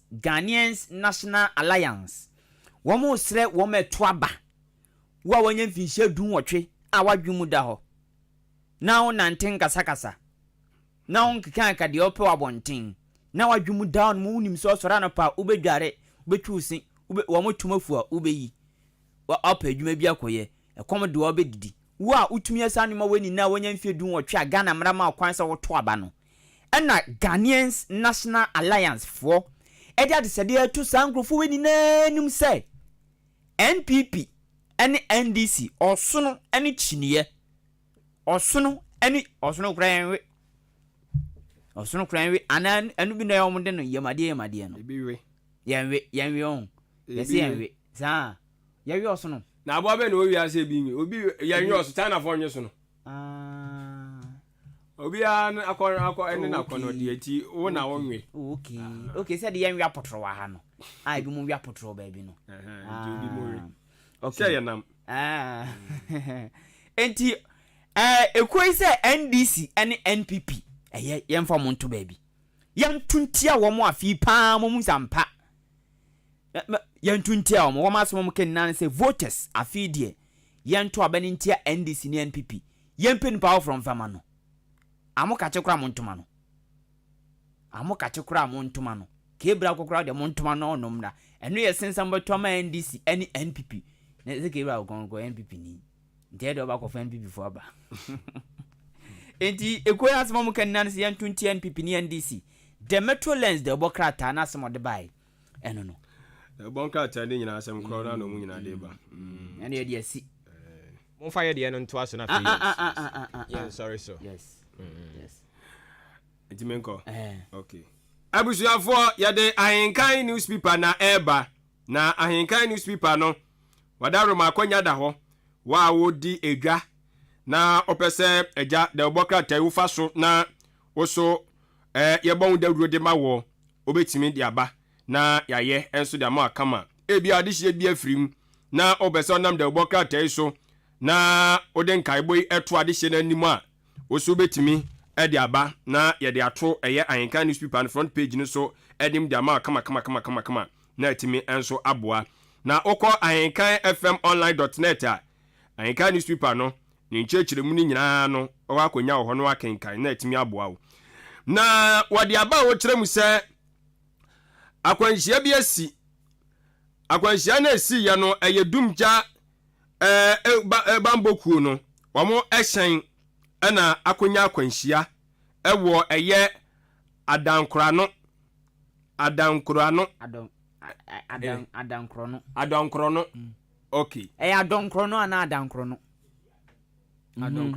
kede adankrono ya adankrono eti akwanhia no se de si ye nyina no watwa mfonyini de aba na afen so wo kire se dumja bambokuo no so de aye de course no nyina so ho nsenkaye nyina so de aba ene de obokrata eye ahenkan newspaper so abomu enchirimu na sanso so na ochehene amwatia oforipanyin so na futu nsam a wode ekoye awofo a wonom enhwe wonom ma no eno so yedika de asomo de obokrata awdu ndada wode ho asem so de aba ewo ha owie ya no oba ma ne ekirem se ndis amanyoko no nyankopon eye adoma July bosumi ewom ne de to so eye aduonu enson omu efri ase atie sifom akọ eye abatuo mpesua so ene Ghanafo atimi asase adi nkomo sede ebe ye ajafe mpini aduonu nan so no o metimi ato aba ede ama wo mo tieno so ho amanebo wode aba o kirem se eye abedwakuo bi a omode kuaye no mani di akire pa ye from se gawu wo mo akirem de anti ane nnuane ebo ekosoro ewo mayimu maboni nyina mu enchiremu a ene so nsem de bokata yi ede aba aseda ede kodiama Castex Susu Ventures wono madaroma osefo sika bra na wonye nto woman na afi no ebra semu ohia wabeje wade de akodi udwumadie na timi so aboa manoma akonkan ti sika ndwadie ana wonum edie nkrampuni mantamu amasaman Stadium Road eho ana wonum butu enu achi Afrakoma Community Hospital so ebo amapomden agina brane enso o mayi mu odo ani kire mu a amasama Stadium Road ho ana wonum so ebutu a wonum eboa ye pa na mom ka na san so se intertown soccer games no eno so egusu aja ebeba so anya asam keto akora anti no teams ni nyina ye krado bia ye krado achimbata bi ho na dwumadie no ebeto edwa tia no ahye ne so enso ede amayen ahenkan newspaper o se fat house ye de si meda wasi bebre na ni asi ewo US maimu a presidential candidate edema Democratic Party and I said Democratic Party ewo US Joe Biden ono ne president otisu sisi ya o kire se wanya nko wasi fom na osi fom no wabo ne abedi akire edin so ono na opese oba bedi na de the oyen vice president sisi ya yes mami Kamala eso bon ne mami oba hai ai mami no oba ha na so no ma nkotunu so abamfo aboni din so na Emirates Street okay and so oye running mate ya it means oye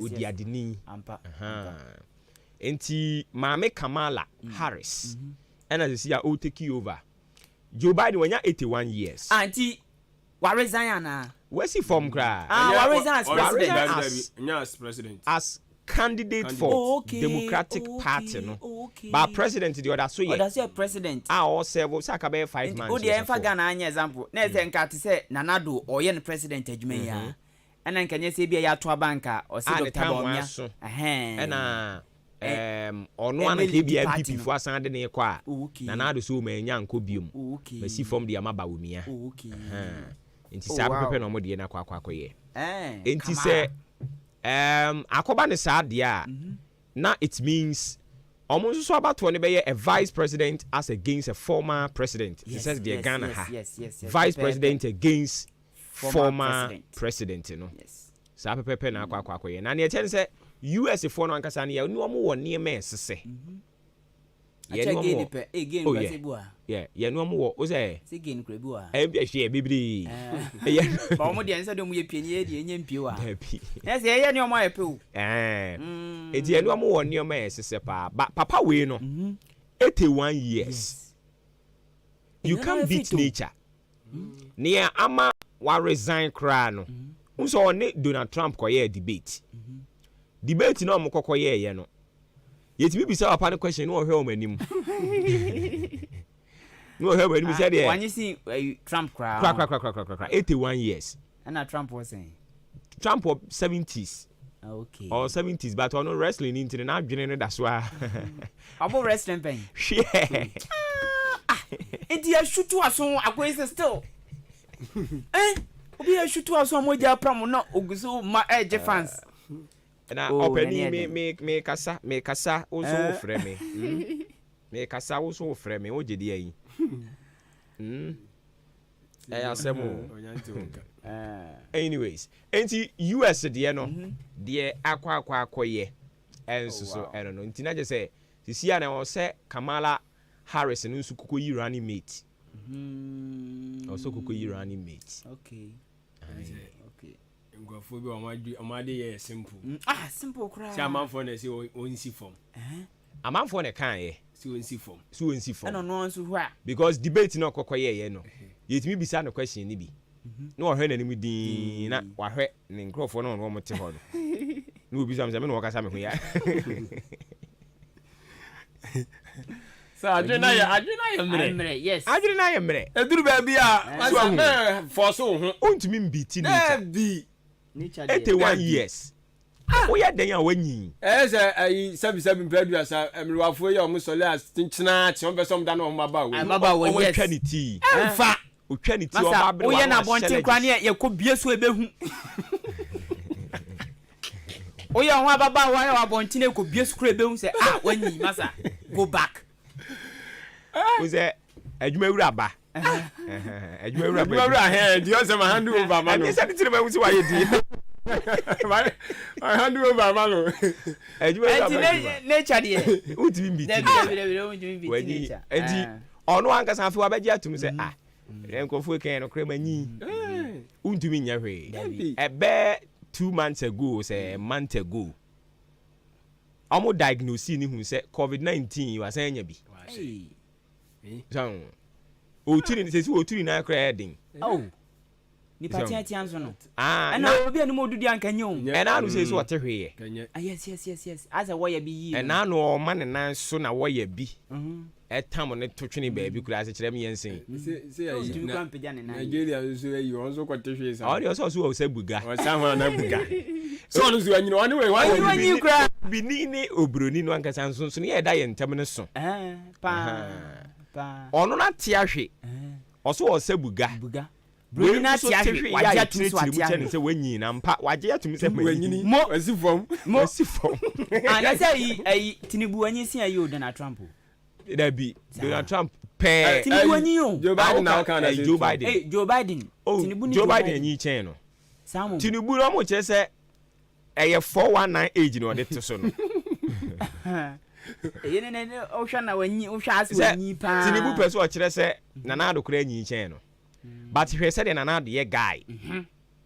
O de tutu Tinubu ho na no o munyina di o mo birthday. O munyina ada. O pe o munyina o tumi se o munyina penna.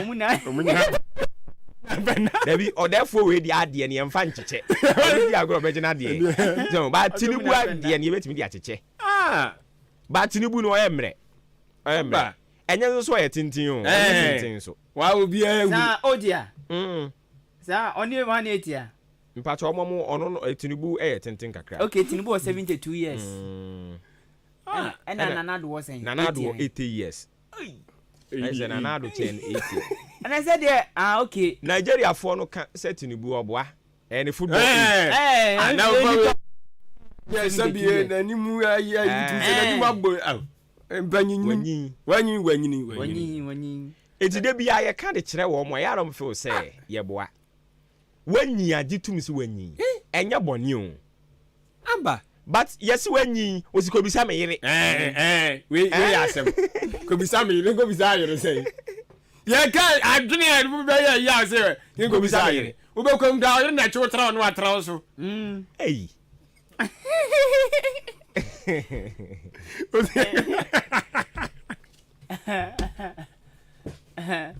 Oh, no can you move? Na ruba. Agogafo du na ni ja. Agogafo inti no omun no ne yiri no hu ni say bi o no ofie keke. Ade o ni fie se on hwe so man keke. Uti fie o keke na o hwe nkwada hwe. Ayo de ngo bisa yire. Na mo pa monten no yon guess no. Ko se da adwin ken o yiri o be dan sa dey. Yon ko so imre. Inte ni die. Wanyini. Nano. Present bi ono ankasa be tena radio si na bra kwere bi for 14 years na. On se no ho akire no. Se ni yiri ntumi nye. Wanyini. De kire se untumi mbiti na echa me no na me ka. Awo se wa akotran chen. So ati ase. Na do afutu nsem na e de guide. Na za ne no. De untumi mbiti na echa. Wanyi hwe se akwada nyi adu ba bia na honam start ya na kape o se chinchina cha mani mpie dabi de obeko kira no se de onye mo ye nsu abrofo no obi ahu se wa ba adwuma nti wudi nyabotre nyabotre ma ye efiada ne days ne ebi wu pa nature de papa ya ka chan so onkwotena fi o so onkwotena fi chinchina achi Oti woni mu nyina wa ni kusan. Wo se stay adwuma wo beye. Oje de ewu wiase. Dia pa na ope. I former finance minister. Ade na oje. Wo se ye na ye frɛ yen ade mawu o. Oh, enye. Na se Ghana onye tumi bugu dem. Or yare the dem. Yes, what that? Yes. No, that's your mind. No, that's your mind. Or that's you dikuru. Or that's your kuru so. Na kronu so bo ete se minim bibini ni woni bibini adwen mo abro kire wo be wumbu ane ye hu so aye mra ne ya pedi obesti wa nan de obe bibi atoto no kama eti Joe Biden asi form but sabato no Trump be wini Trump be wini obe wini Trump be wini simple cry na the eye magic di ma Trump ye etuo no a enkrofo ne koto no asasem ne kwa ebe boa ne pa etuo na enkrofo ne koto no eno na ase ama we owini sympathy e di free enkrofo ho na US pa na ba bi afi ye politics eduru no ene enkrofo ye beto atia wo nti eno na eboa no se omu tuo no bo na so no addiction ya no mo bo ni din as presidential candidate e de mo party no omo election e month ben November antom tu ya ne enso yeto omo tu ya ne enso yeto nti November no omo kwakọ nti si e be Trump e na Kamala da bi e Kamala okay sa nti Trump e na Kamala Harris omo mienu na di kusi ani nyame ya adomo a 7th November 7th yeah ne month pepe ne enso yeto ye enti US Ghana ni US mo mayentumi nkom na free eh without isani o ne say dey bibia pay say o think you crack up yeah mema ne mema ofu otu mo so mema ne mema ofu otu ye na pe baby a o ko so obre pa e ho obre bank statement David oblo o kwa okay kwa obre kan so bibia ni wono e ka sika betuatua no but o kosa eye French countries na Africa countries na omo colonial masters ni ya yina France omo dia na ye free ayo sa omo dia de dem no bi kan o so wo se wo mfa se say Togo for Moka French and Togo for French. If you are now called baby to France, and yet I did it difficult. Okay, but it's a Senegal. Yeah, King Charles Bahano. Or say, or buy or better says, oh, Canada. Oh, King Charles. Oh, yeah. No, yeah, Prince, no. Or buy any occasion, so, back UK. Yeah, the Joe's document, you know, says, I mean, now, almost she no. Because of someone on me in colonial masters, you know. Oh, Bahwa. I was saying, Kauba free. Into a car. Was here, Mamma ye. Or no one quack or can no more higher who be any and free. Nanka yeah, I mean, oh, so he said was so chuchi and cracked you. Bank statement. Now, sir, now might be I'll be out to me, sir. Free, free ninja says I won't yap you. Matthias here. But I might be Cobonu Musobe James say free. Oh, Ghana card and quantity. I said, sorry, Fabra. Any car, one more aeroplane and come about trotro. Because in Kiyina,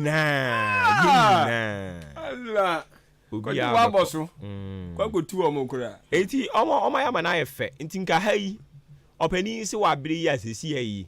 Asa, son almost a good way. And I know about who you and I do, therefore, dear, and find each other says, Mus Philippa, hey, Philippa, yes, and Ketra. And your penny wins so sa a Kim Paluta, you know, as Sedano. It is your son almost a year so. Maybe economy do no. One for be a nyasa assemble to. I don't tap. Nanka also susi form. Openly take you over. Nanka moon first year, and mamma no Nanki, Musumi, Numi, and said, you'll be Picano. Na Lumua Boyama, Yaman and Twasso, and I one is a good pan. Sakra na metese o kan. Em won was say chinachi. Mo first year. As I know first year na say yes. Oh. Eh but na na just yes. But you busumi no me. Beje ko ne hwe ade. Gaga ye dis tiara ma papa no. No so or resign sana. No automatically obetimi dia ma we. Yeah, okay. Say the vice president. Ena empemra no ye to aba the ma president ya onso so no by extension ya to aba ma it is a president ni wa wutimi take over na wo mumu ayi obi abeka wo ho as vice say no abi na atamosi film e course no atamosi film ni e pushi mahama ba ani mu ena mahama so ko yi amisa ata enti nka mo ye ne sa nka beboa na ayi formula way no ho na me read the constitution no. The reason why it's here, Papa, on to fan no more MPP for now. No, who read the constitution? I said, Onya and I just saw no MPP now. I was here a by election. Oh, said the attorney said, also no be business. As for some new be business, and as for some account. And I said, your walk cano. Onya bien and no say.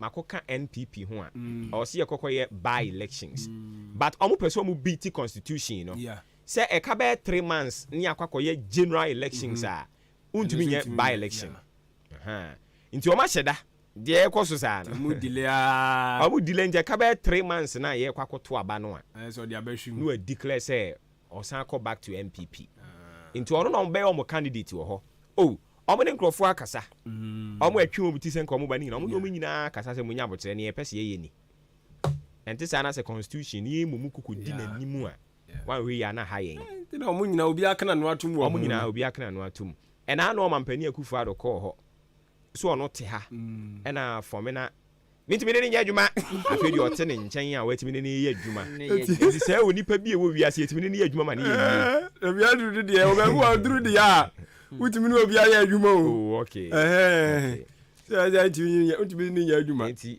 sa pepepe na tie na metro krata mi nim se mahunu sa me letter no a edema omo general secretary no me address it to general secretary no for NPP okay ana mi bisa sa for me na sem kuro ye anu ye nya mai nti ukọ mi Facebook page ya wo ho okay obi ofori amanfo ko ho no mo a e wo ho ti ye hwe animu se obeka ho asem ana onka ho asem ana ayi na no format na no mu use no so mo twen no mo BT by election to declare enya hwe na se chairman so nya na adwe se MP de no begya mu ono so twen ogina mu den no ono so okọ na fe yesan tutia no a ene ko be hunu ni smoothness level when you tutia azizi ada say we ni bona ayeka omo tutia no a ayi na mekan ayi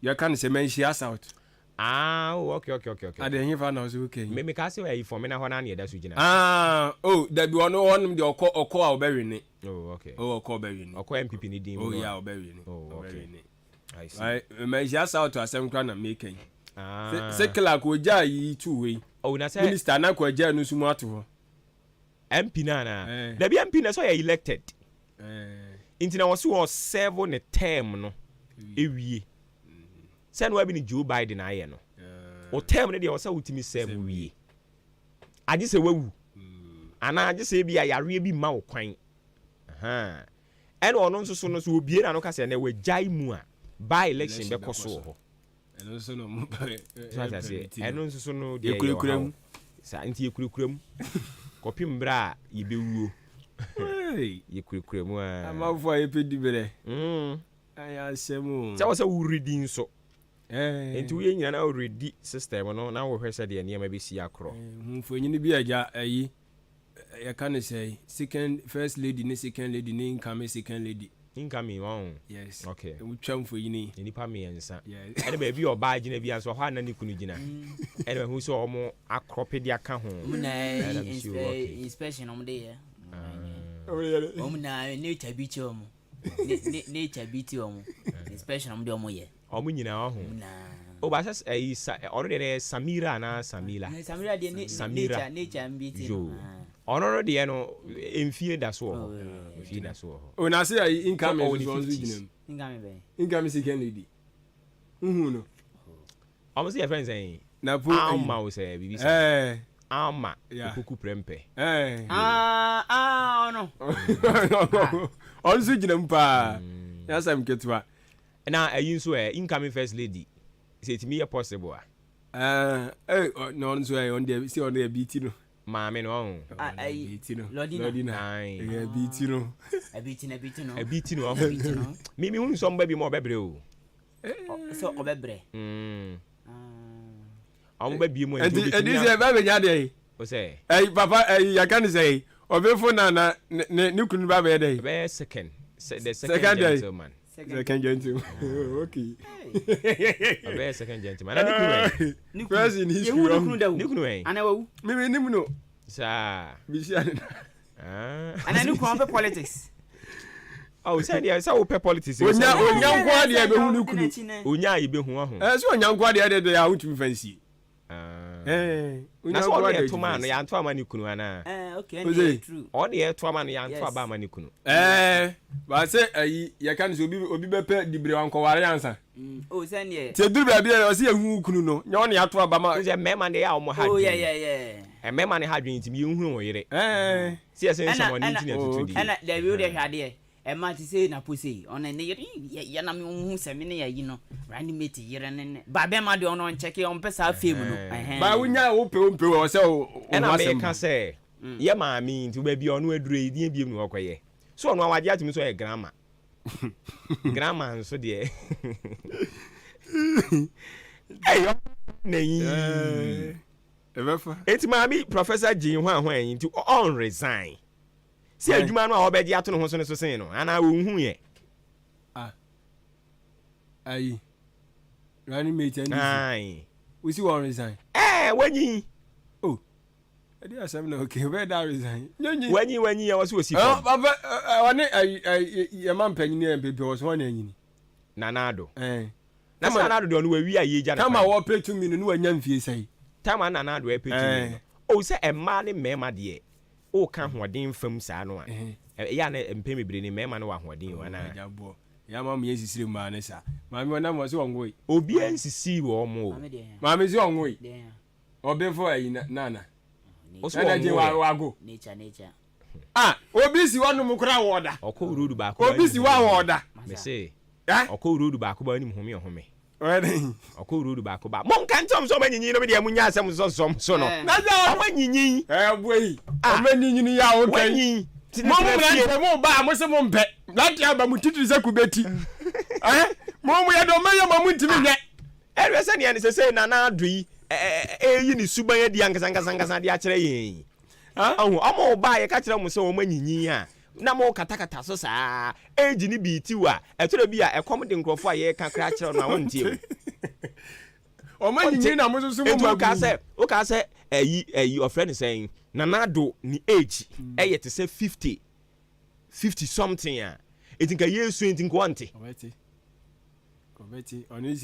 oni se sia ye wo mu yi obeda be sori ni koko ya ne mpampa se tem ye di abre no o chere mi so hu awia wo twen lunch no ye de soa okwabena ne ye di abre no anwumere saa atade obehye se ho ani si ye ne dia ne se hye no so hu masa nti ono no ye can reality of life wa so na so ya branch so no bedi etumi ya they say benefit ya ye can no ye can so ya branch ye na wo nkofo obra wo hu etore bi mahama say time na otia konya so no ewumo otumi fa moto na cantonment kwan no wa dress it say ye no onam so no the moto nam so I tell you enti wo tumi hunu said ye kurom tie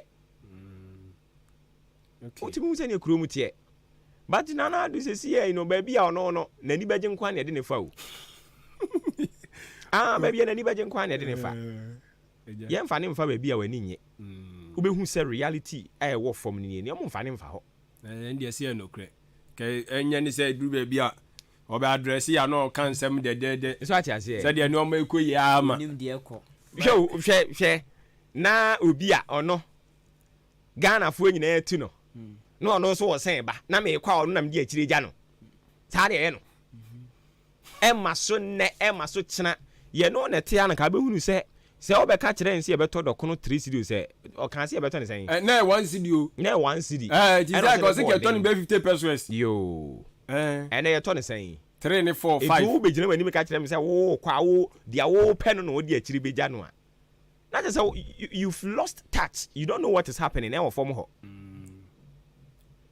etika se me kwa monto abamane obetumi abeboa ama sitere ni mu aye kama dan ya me ye nka njam se chinchina na wo pe na ade be hye kon ne party for better no he is becoming a statesman nti also kasa as a statesman not politically motivated no ndi oye ne campaign why yo wanyire no ho wasuma enti sa emfie mpanimfo age no mo nkeka nkire wo mo no mo mfo mo nyina nko council of ayi no hwe wo de wa hwe wona na abrewa kratifia ye se de na setena din na wo de omanya hwe wona nansa na oni say obi mu krati mi nyina na sabi adwena sa ye say enkoda dwunu yes and they say true and it's true and now we are president so na wontumi mfo wani ni amamuo no awubu no achi a wo bre sabi o ye ka say age no ye kan na Tinubu A2 fo de amayen say presidency ni ye nko wrestling wo ho and e ho ni ye Usain Bolt America ni tu ni ho obi any problem about it and now we are president anya nko na ubu man no but ebeye good say wudi bibi anim na wutimi di wani di akire no afre ena no mete se na henkanfo eka issue we bra ntentem bra be cheche mu kire me de na ekoso ho wonso so meti say wonso bra be cheche mu kire me eti every single way bia no o monitor on o je briefings every one chen tentem entwen se ono no omfa ni briefing emrew ti say kwan yi aye kana semu road tolls hwan na wa frɛ wo mo mra de nti na road toll mo ye free ho hwɛ cars akɛse e free Cote d'Ivoire Togo ne Benin ne na sefo omo nyina twi fam sika ne enya free wo mo ho a ɛne saa toll no anu mu tia no se wo mu ntua biem kokɔ ayi enkran amasama kwan so ne ye wo mu tutu kwan ne so no ɛna wo mu nyina ho biem na nka saa bere cars ni jene car no ekɔ Burkina na yifon obekoduru hɔ na asɛnsi ɛkwan ne so wani ama ho so a wode bɛkɔ kwahwehwem ebi ni mo maka ne so a ɔn sɛ ɔmo yɛ overhead no wa hyehyɛ nneɛma no a adeɛ ne ntimi mfa but still ɔde fa ebi mtimi fa na bu no saafoɔ no ɛmfa so bɛn ne bɛnya firi wɔn so ɛno ani to no enti obi asɔre so oyi afiri hɔ a ntam no afrɛ no no ebisa deɛ nti oyi afiri hɔ ntina na amanfoɔ ɛpɛgye gya asɛm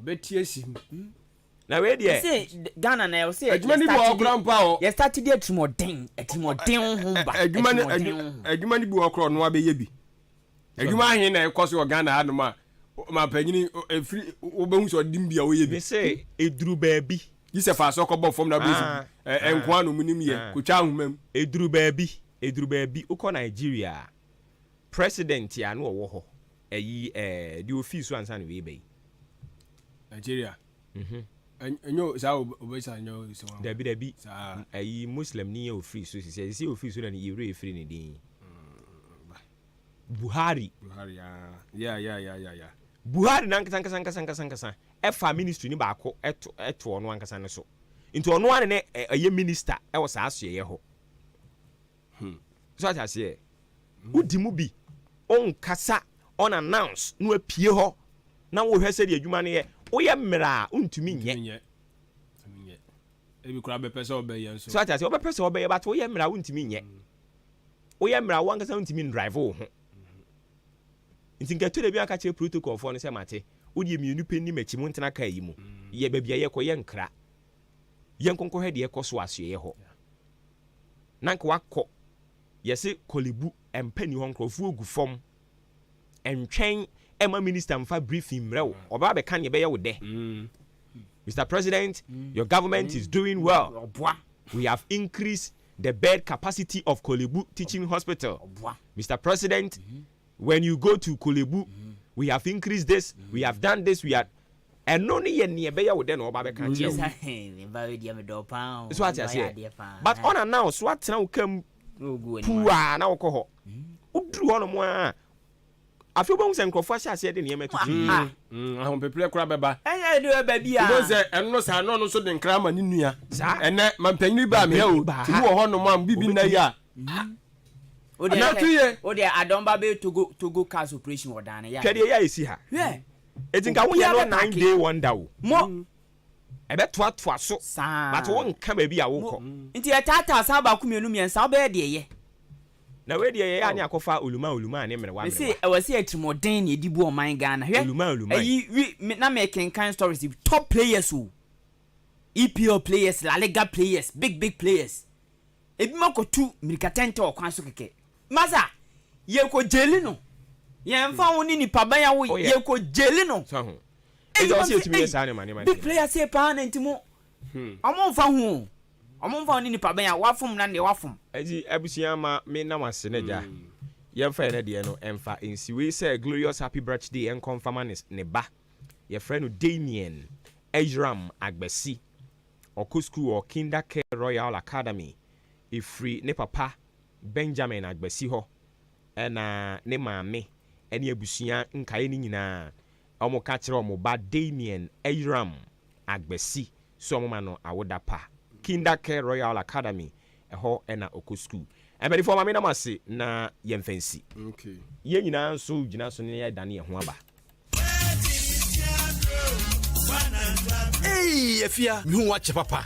Bra, na nsen yade a me yade ye. Enya odunfo bi na che me kumi herbal tea. Anka sa brei adibone. Ah, ado we na aka ho asem ya na. Ebia. Kumi herbal tea de, eboa ema enkwamo woni padua mu gina na so yie. Na sanya hoden akutie nyarwa hodo a ewo ni padua mu. Eye tea bag, anopa bia oyi ba ko de tun so hie mu a. Minute be se du ekosi dunum entem no. Na wanom. Enwure nso sa bra wode de wi a wo koda. Enipa do pi ananom kumi herbal tea ni bi. A wodi ho adanse. Oha hodo bi e woni padua mu no. Kumi herbal tea ebe afi ho ama. Sha no nso se oba pemfo, obi o makoda nufo. Ana akoda woni mfinhia edu de. Adre wontimi enum bi. Ubenya kumi herbal tea ebi ato e we bia oton aduro ahodo Kumi Herbal Tea Sumo Herbal Center and Sanu Adwuma Dr. Paul Kumi Minta Daso ya no obetimi afre no 0248 716402 0248716402 and 0503 785656 0503 785656 Kumi Herbal Tea ana immune system support FDA age adwadi nkratoi atum Adwo we just many who dance and medjo man for bropa. Me try hunchu capsules. Abada why makana be kaya new. Hunchu capsules e wo hon mo and try my prostate enye kese me hawo. Omanfo amodun son tentem. Mo amodun son so a ne mo yam ya. Anase muntimi nyon so kra. Bodu so so ne mo hihye no. Obo ha na Johnson no kra mu apai bienu na ya bese no ho. Obi so hon mo a. Johnson de tenten wan kan ho kra no ya Johnson gu no ho. Ebi so Johnson no kra twetwesi. Sa man hunu woni mu nyina. Ehu muaye ene hunchu capsules. Me nuanom ma ya mane hunu ba ko ye fichi kro mu nsam. Na me sei Araba Bazen pills ageme pa. Enti me kan forma mo. Sa wo kwa fichira. Wa ya sitimi hwe wo sa na wo ho meti. Eto da bia emoja ntimi ba pii dodo. Ana kra se bia na twetwesi. Ebi so kwa de emakra. Emoja ntimi ni mu afusa ne yie. Eto da wo kwa kra mpo no sa no ho kani be hia. Wo enum ni afichi kro mu ha wo nkaye ni nyina. Eho adro. Ani Araba Bazen pills. Araba Bazen. Ena be ma wa your best man na opese wo ye no. Odan call LB Amuafo. The Netrimesi. Kennedy Drugstore. Well Green Pharmacy. Mama Doris was asin for so. Francis Mesa was asin for so. Frank and Doctor Pharmacy were Esekuba and Dobin Brakwa. Unable to afford Kurumpe for 0504 906665 and 0545 906665.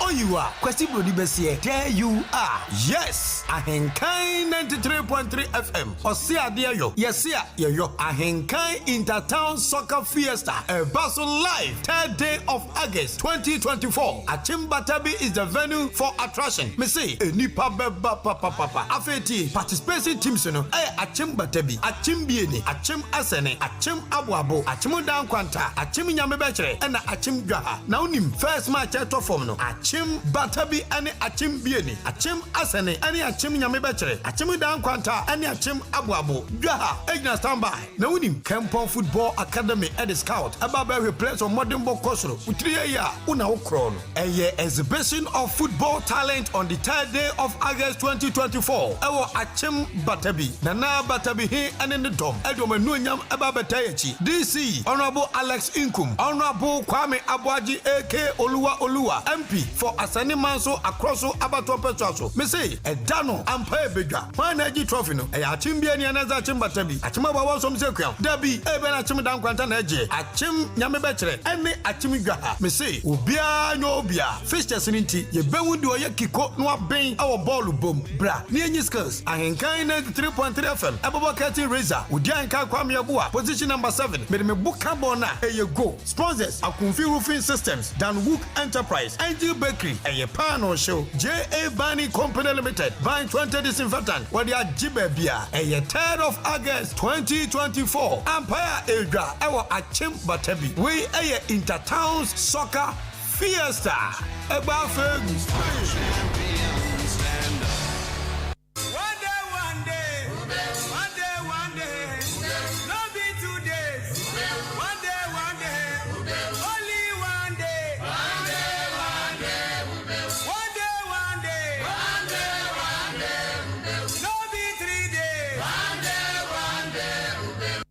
Ghana adisiye obuoba ofore amanfo emamo ache edeba Ahenkan 93.3 FM. Abusia yɛda asese atwen yɛn ama yadane yɛn ho akɔgye aboafo nkrato abayɛ to aso ɛde ama wo fie ha maache ɛno ne dwumadie no edin wohwɛ obrɛ no a sima enso pepepe na abɔ apa anopa nonkono ɛho ɔfra me ɔbowo ba ofori amanfo dwumadie ne din de maache wadwen kyerɛ no nso wode ibu yɛbɛsom 0533 89 8915 0533 89 8915 ode fa hono mo de ba yɛbɛhwɛ na yɛtumi akenkan ne nyina kama de ama sanso so ɛna yɛ streaming live ɛwɔ YouTube ɛna Facebook ɛhɔ nso so ode fa hono mo yɛbɛhwɛ na yɛtumi na yɛdi ɛyɛ ɛho nkɔmɔ kama ɛde ama so ensɛm ahodoɔ bɛsɛ 9 ɛne yɛde ato nkonnwa so a yɛbɛdi mu nkɔmɔ Ghana Registered Nurses and Midwives Association kyerɛ sɛ young council certificate diploma and nursing courses ɛyɛ diploma nursing courses no ɔmo kyerɛ sɛ yɛntwam adentia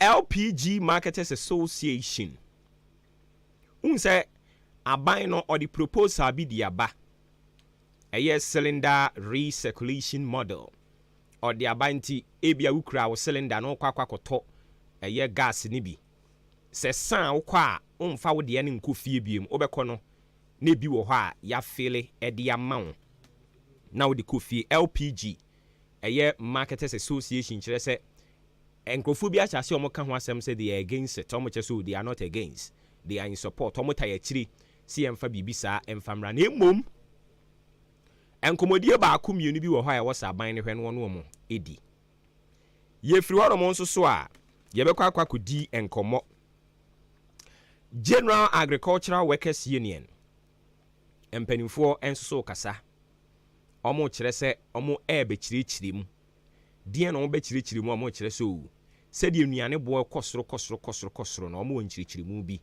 ɛwɔ ɛha ɛnom a ɛbere bɛ mu a yɛbɛkɔ mo hɔ no makyerɛkyerɛ mu de akyerɛ yɛn senti a nnuane boɔ ɛkɔ soro bebree ɛwɔ Ghana ha na ɔmo de nkyerɛmu no ɛde ama yɛn SDA asafo no ɛna ekuo yi ama wɔn mo 24-hour ultimatum sɛ December 7th abatoɔ no ɔmo nkyerɛ baabi ɔmo gyina SDA foɔ bɛto anaasɛ SDA foɔ aba no ɛnya ade a ɔmo ɛbɛto bi abusua ma menkɔ ahoma no so sisi a na meni owura Ban Isaac wɔno ne yɛtitire ne de ma Young Executive of Seventh Day Adventist Church SDA yɛne owura Ban kɔtwetwe nkɔmmɔ ɔpani wotimi nkan FM so ni Maakye mejo so mechaw ne watiefo nyina tiefo jo so na umpu mbɔkɔ deɛ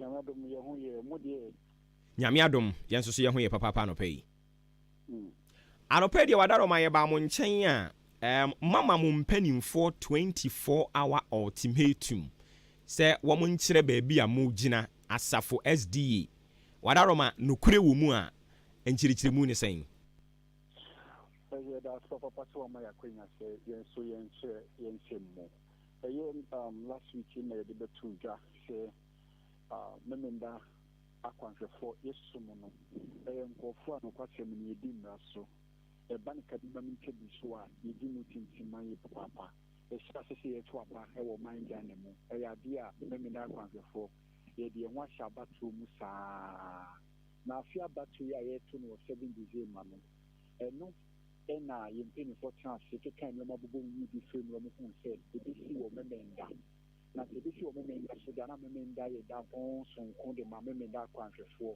ɛyɛ da kronkron Nyankopɔn hyira so wate ho na wayɛ ne kronkron na wɔhyɛ nnipa nyinaa sɛ yɛndi homeda no so ɛno nti no ɔmo yɛ sɛnea ɔmo ne electoral commission bɛkɔ akɔtena so na afei ɔmo atoato agye sɛdeɛ ɛbɛyɛ a nka ɛbɛtumi asesa day no anaasɛ date no nanso electoral commission Japan bra ɔka sɛ ɔmo ne IPAC bɛkɔ akɔhyia IPAC nhyia mu no deɛ ɛbɛto ɛbɛto sɛ ɔmo mpene ɛma saa date no yɛnsesa no na ɔmo ka saa wieɛ no na nka yɛ ɔmo bɛbɔ yɛ asɔ mpanimfoɔ amanneɛ sɛ 7 December no noa na yɛbɛto yɛnsesa date no na nka yɛ expect sɛ mpanimfoɔ bɛfrɛ yɛn anaasɛ ɔmo de nsɛm bɛba mmɔnten so sɛ okay yɛabɔ electoral commission aboaboa de akɔ akɔyɛ sɛ 7 December na yɛbɛto no na ɛyɛ memenda na ɛno nti asafo no yɛ position nie asafo no deɛ sei na yɛreka yɛntumi nto anaasɛ yɛbɛto na ɛno na yɛhwɛ mpanimfoɔ sɛ nkɔmmɔ de bɛba abɔnten no nso mpanimfoɔ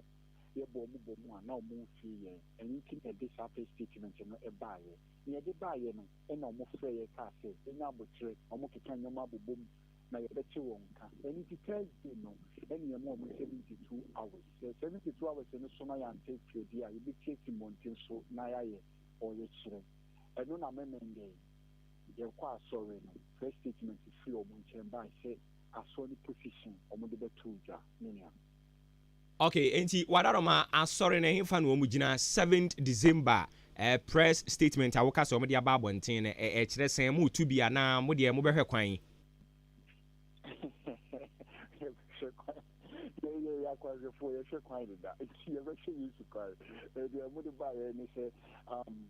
Sony position say yen to abanidi 7 December nan so say ye ankwankre no opeso to dia obetimi akokoto maminka win to aso say say ya so no ye start from Friday 6 o'clock to Saturday 6 o'clock but in between Saturday no to session in between Saturday 6 to session no yeah ye ba so 9 near point 12 no you did the teaching from the ball at this year, you see the crowd, 3 o'clock near pass or the mark of Kushina there. No, not 3 o'clock on a young public member, 12 from the point the Benico of your member.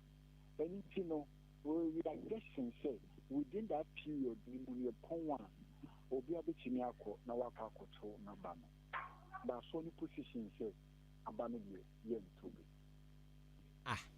Na we ne mu nya na kakra asore to ni nyina se ye de aba ne ye nto na emumu bia hyebere hye ne nsa sebe ye kiriko kwa yedi ne ma. Yes, but asone position na ye pe but it is asone so mo de ma ye nto a asone se position se ye nto aba na for ankwankwe etise me ne etise ya ba asore na ye preaching na ya ka se me ye bone na ye yade na ye se so ukoko ya aso no hu a na obeka se obebo okoko se ya wayi uye bi ma na se si a aso no wo mbra ye betu ye de obeto mbra kwan so na sa aso na ehu we bone bebre o wa ye aso ni ye be impenifu ehu ye na nso de tia so de ni mo so what you say nti sa na we akoye se aso ni se maye nkoto aba se ye position se o me da ye konkro ite me ye nto aba no ba individual ne pese obekwa akoto aba na fine sa so mpenifo ni hunu na so mu so akoto no mbebo ne kokwa fine the way does not call for see a bit too wasen it is so mpenifo ni hunu so okay ye wa yin ye bo kokko next time I don't think say we the ne pen sa so ni position na so ni position abadia ye ni je ho ye ni aso no ebe ko no se ni position no etie mi see mama intention no question to aba Yaba open yes na o kire se wo se o be den meto aba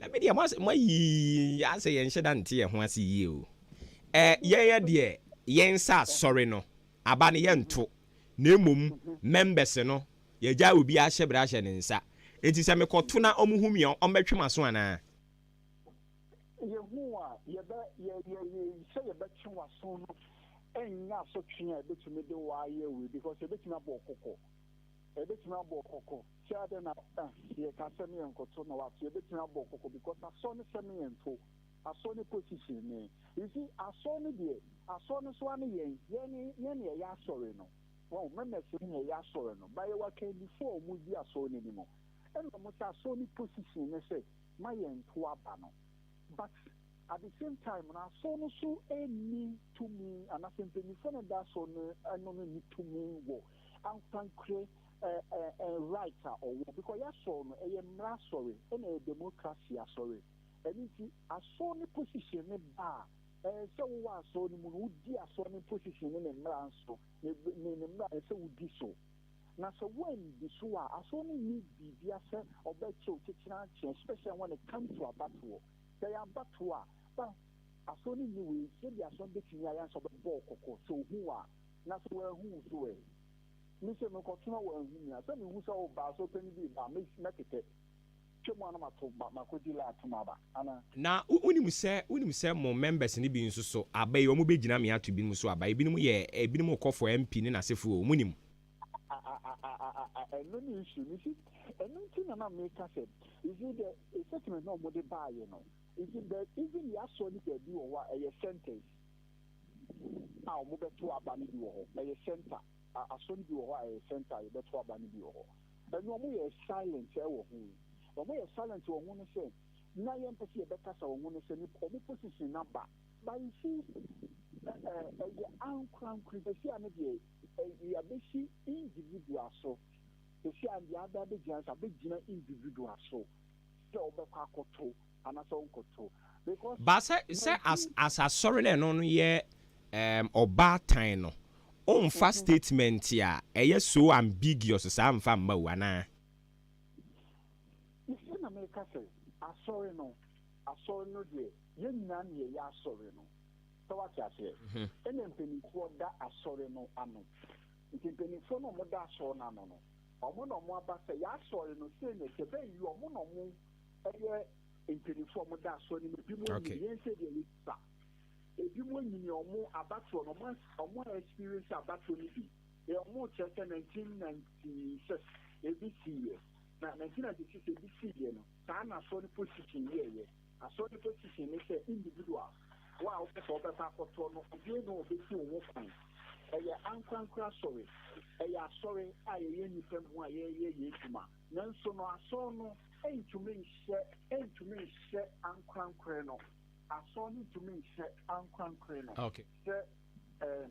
Yate openi Isaac my na say em say wetimi achiche ma me ate ase ne ne ye nhye dante ho ase kakra ne say asori ne de mu position ne say aba no wo mu ntubi na so say wo mu candidate ginegine mu se enkoto am so aba de ye ye ko Sunday ne konkodi la mu nkoto aba ma wo mu yate ye da ase nti bibia ne e be san ba mu nchen biem me da se ba me nka we se unse onu a ogina se ye nto ne so aba no eye ankran oye ankran yo and na make say ankran no yen Sunday for kwa koto de ama mo members no why yes, that's it.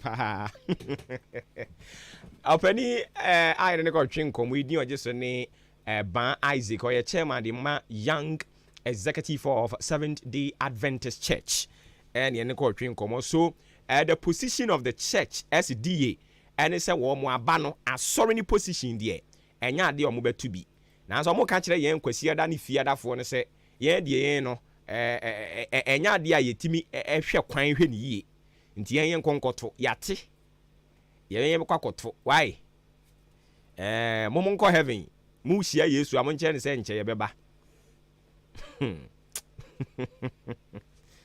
eka sen sa na yifo nso ne nanam Ghana ha omo nso nto aba emu ye hemfo mpo a Jehovah Witness fo omo nso ne nanam Ghana ha no mo nto aba muntu aba ezu free SHS yo mo nso mma na dodo no agum e wo se ahwa manim keka no kra kyerem na mu gyae sa nyame som a mu gya katakate wani a mo de ye nioma ene ye akwanhwefo ene ye Jehova Ghana no ba bi egina yi e de na kyerɛ sɛ ayahotewfo man na de ye timu yi ye obi anka sɛ nsu mu nyame ene ye wa wasɛm a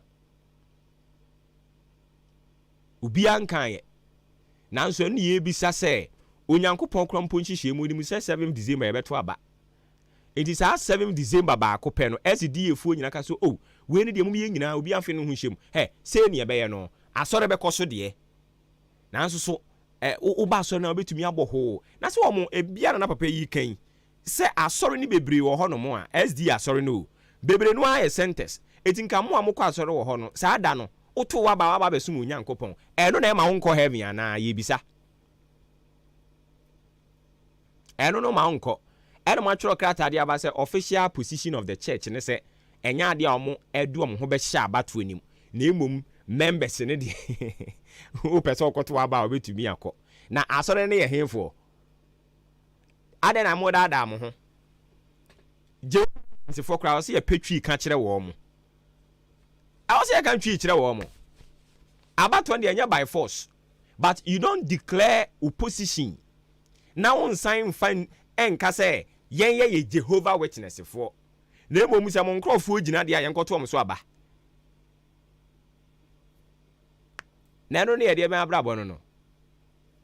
Yo, from Point Enterprise on the honor is CSC inti Aban Wabakoto.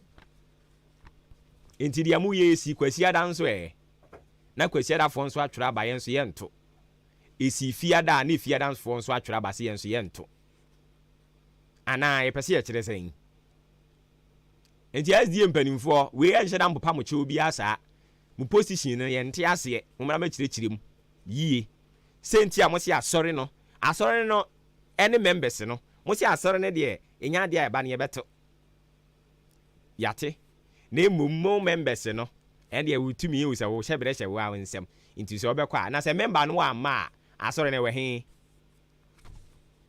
You are not even protecting your church members.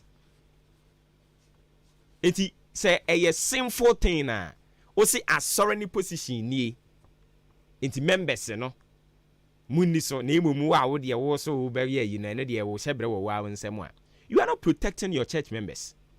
We how many mo kan no krankyere wo na munya say mo de ferie ohun wo de ferie sa nyahwe na ompena bet te wo che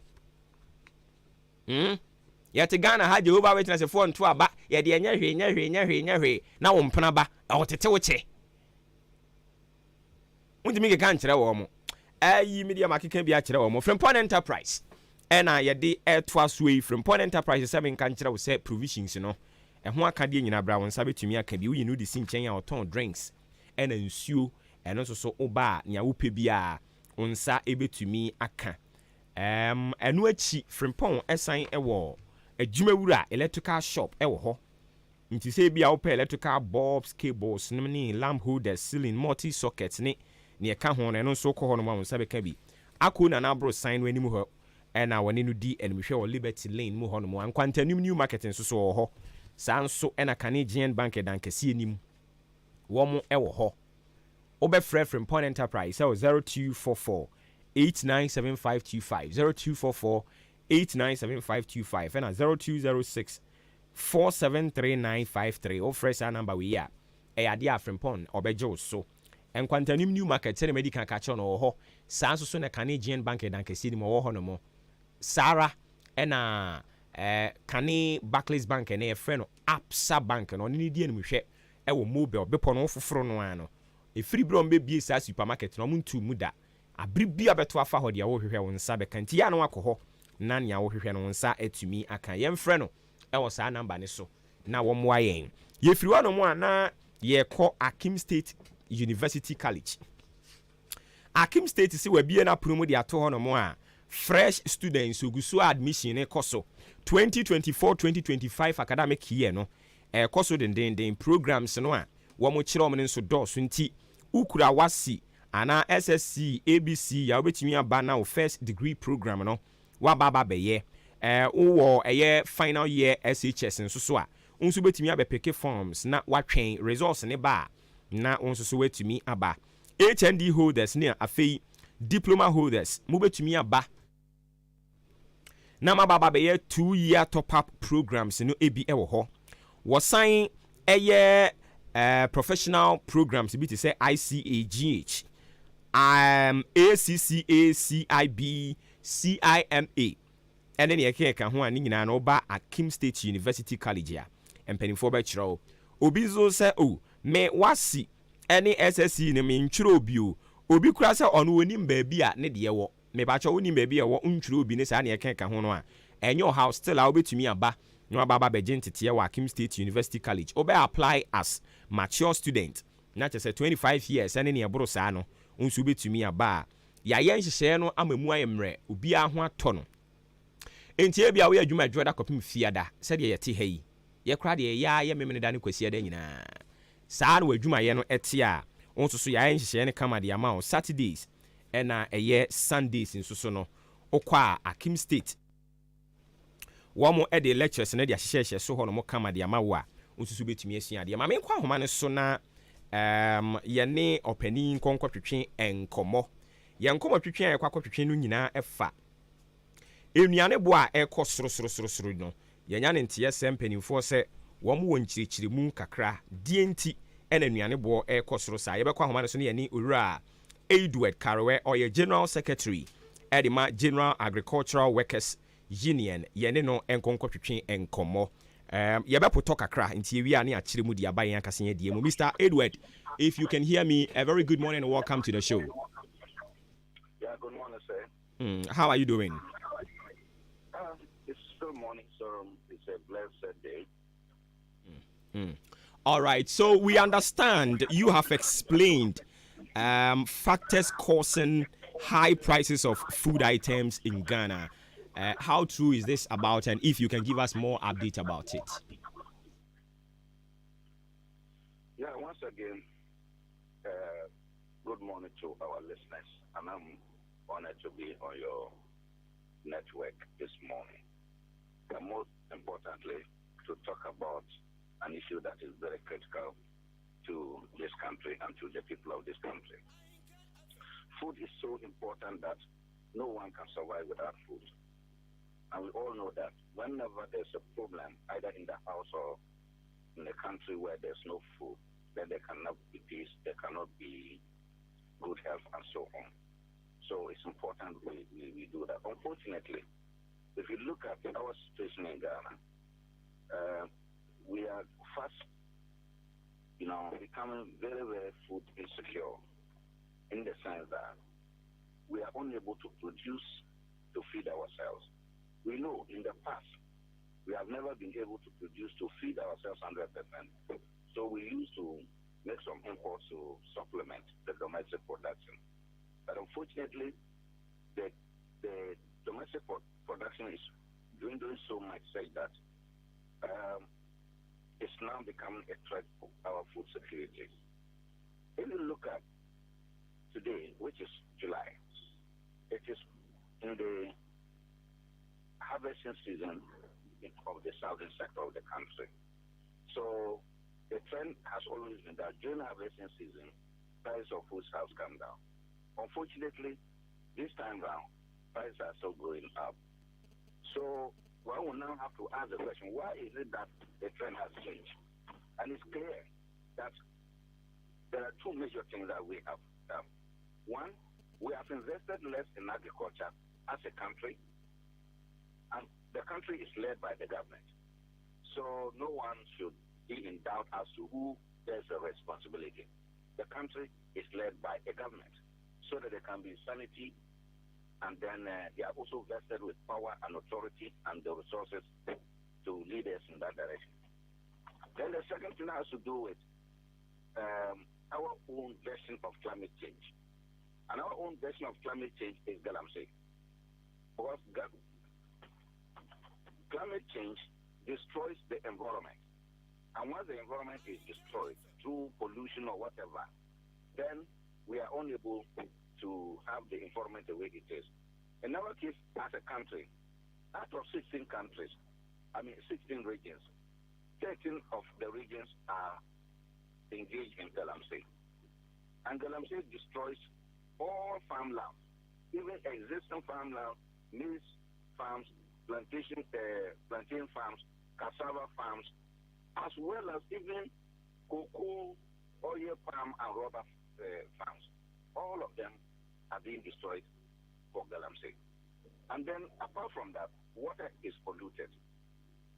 And within the eastern region, it's also one area that is active in galamsey. You can see that all the rivers are polluted, heavily polluted. So vegetable production in eastern region and the other well-infested regions is no more possible. Or even if it is possible, it is at a lower level. So these are some of the factors. And you see, let me also say that during the rainy season, generally roads are bad during the rainy season. So if you travel on a village road during the dry season, don't think that in the wet season it will be the same. So most of the vehicles will get stuck because of the rains that have caused the roads to be very soft. And then there are delays in transporting the food to the urban areas. And then there are also the tendency for the foodstuffs that have been stuck in the vehicles to get rotten. So these are the real causes of our food shortage and the high cost of food in the country. And I would like to know, the government is aware about all these things that you have enumerated. Do you see them doing anything to address them? Well, sometimes we can enter into the debate as to whether or not government is doing something or not doing something. But see, at the close of the day, where is the results? The results will show whether government is doing something or government is not doing something. You know, but let me be frank with you that the results that we have now, where there's no food around this time or food prices are going up, we know the extent to which the LMC has destroyed virgin lands and even existing farmlands. But it's not something that government is not aware of. And we may have to ask ourselves, what is government doing about it? We know the LMC, not that we have lost the fight against the LMC. We are just not ready to fight it. There are two things: engage in a fight and losing, than also taking part in the distraction. You know, so government action leaves nothing to be admired about. Absolutely. And what happened to the much touted planting for food and jobs if we find ourselves where we are today? You see, Celia, the fact is there. If you take we came from the planting for food and jobs phase 1. We have serious problems with that particular program. Not that the program was so good, but that the implementation was very poor. In fact, it became an avenue for people to smuggle inputs out of the country. You know, they take the inputs, they don't give to the farmers, and then they smuggle out. People in authority just took advantage of all that. It never helped us. Now, so government comes to say that, look, we are going to have review it. So we have a phase 2. The phase 2 is saying that it's going to be private-led. But let me ask, after June, when we did some study, the areas we did the study, it shows that even over 80% of farmers have not yet been registered. Even as at June. Now, we are in July. So, if you look at the southern side, you have not even finished doing the registration.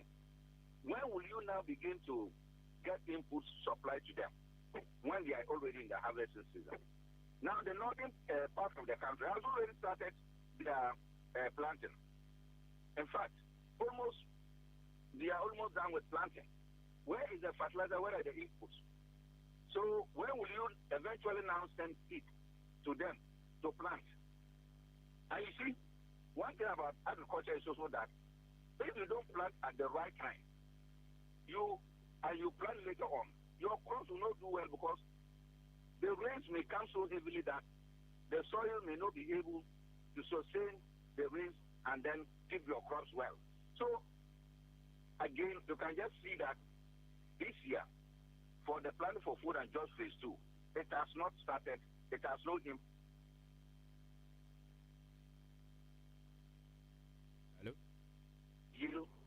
As a result of government intervention with the planning for food and jobs phase 2.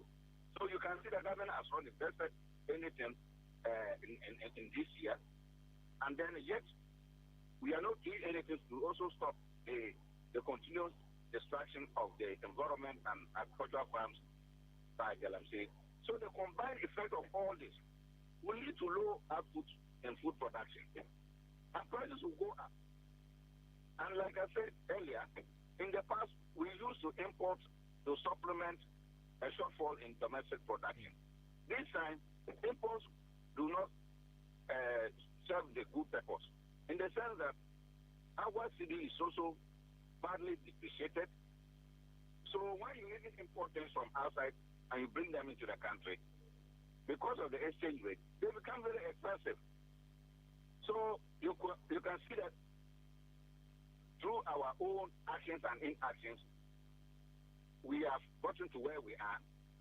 And there's nothing that can be done for now to reduce food prices until the end of the year. Nothing can be done because there's also a gestation period for cropping. So if you even want to increase maize production, you can't get up today and within 1 month you have maize. It will take about 4 months. Even if you have the farm now and want to start to do it. And because we also rely heavily on rainfall, you don't control the rain. So you don't plant when you want to plant. No, if you do that along the line, the rain may stop and your crops will be halfway. They are not yet mature. So you have total loss. And no rational farmer or person would engage in such activity. So again, you can see that even if we have all the money today, as we are speaking, we cannot change the fortune of the agriculture for this year, 2024. I see. So putting all this together, and from where you sit as an expert, you do not see that there's going to be an end in sight. Therefore, we have to fasten our belts. Is that the case? Well, the thing is that we have been doing so much in the past, but what it means is, you see, people will at all costs eat. Now, what will mean is that people will divert resources from other areas just to buy food. As we speak, some workers sometimes even have to borrow, take loans to be able to buy food. So all our resources will now go into buying of food because we can't afford not to eat. And then other parts of our life will not be attended to, like health and so on. So certainly there is no, I can't, you know, we are Ghanaians. So sometimes you say, oh, don't say that. Oh, you know, everything there's 2 points rate. There's short term, there's long term. It's not in every situation. In this particular situation, there's no short term solution to our food problem. So we just have to master some courage and tell people boldly that the present situation is going to continue unabated. Therefore, they have to, you know, get ready for that. Yes, let me just look at this critically. Because of where you are situated, you know that the pits are there. All the rivers are heavily polluted. For instance, if they even give you money, Ghana, they give $1 billion or $2 billion to construct a dam in eastern region. Dams are normally constructed on riverways. You block the river and then you dam it, and then so that you trap the water. All the water that will come into the river will be Galamsey water. So you cannot use that one for irrigation. So effectively, as a country, out of the 13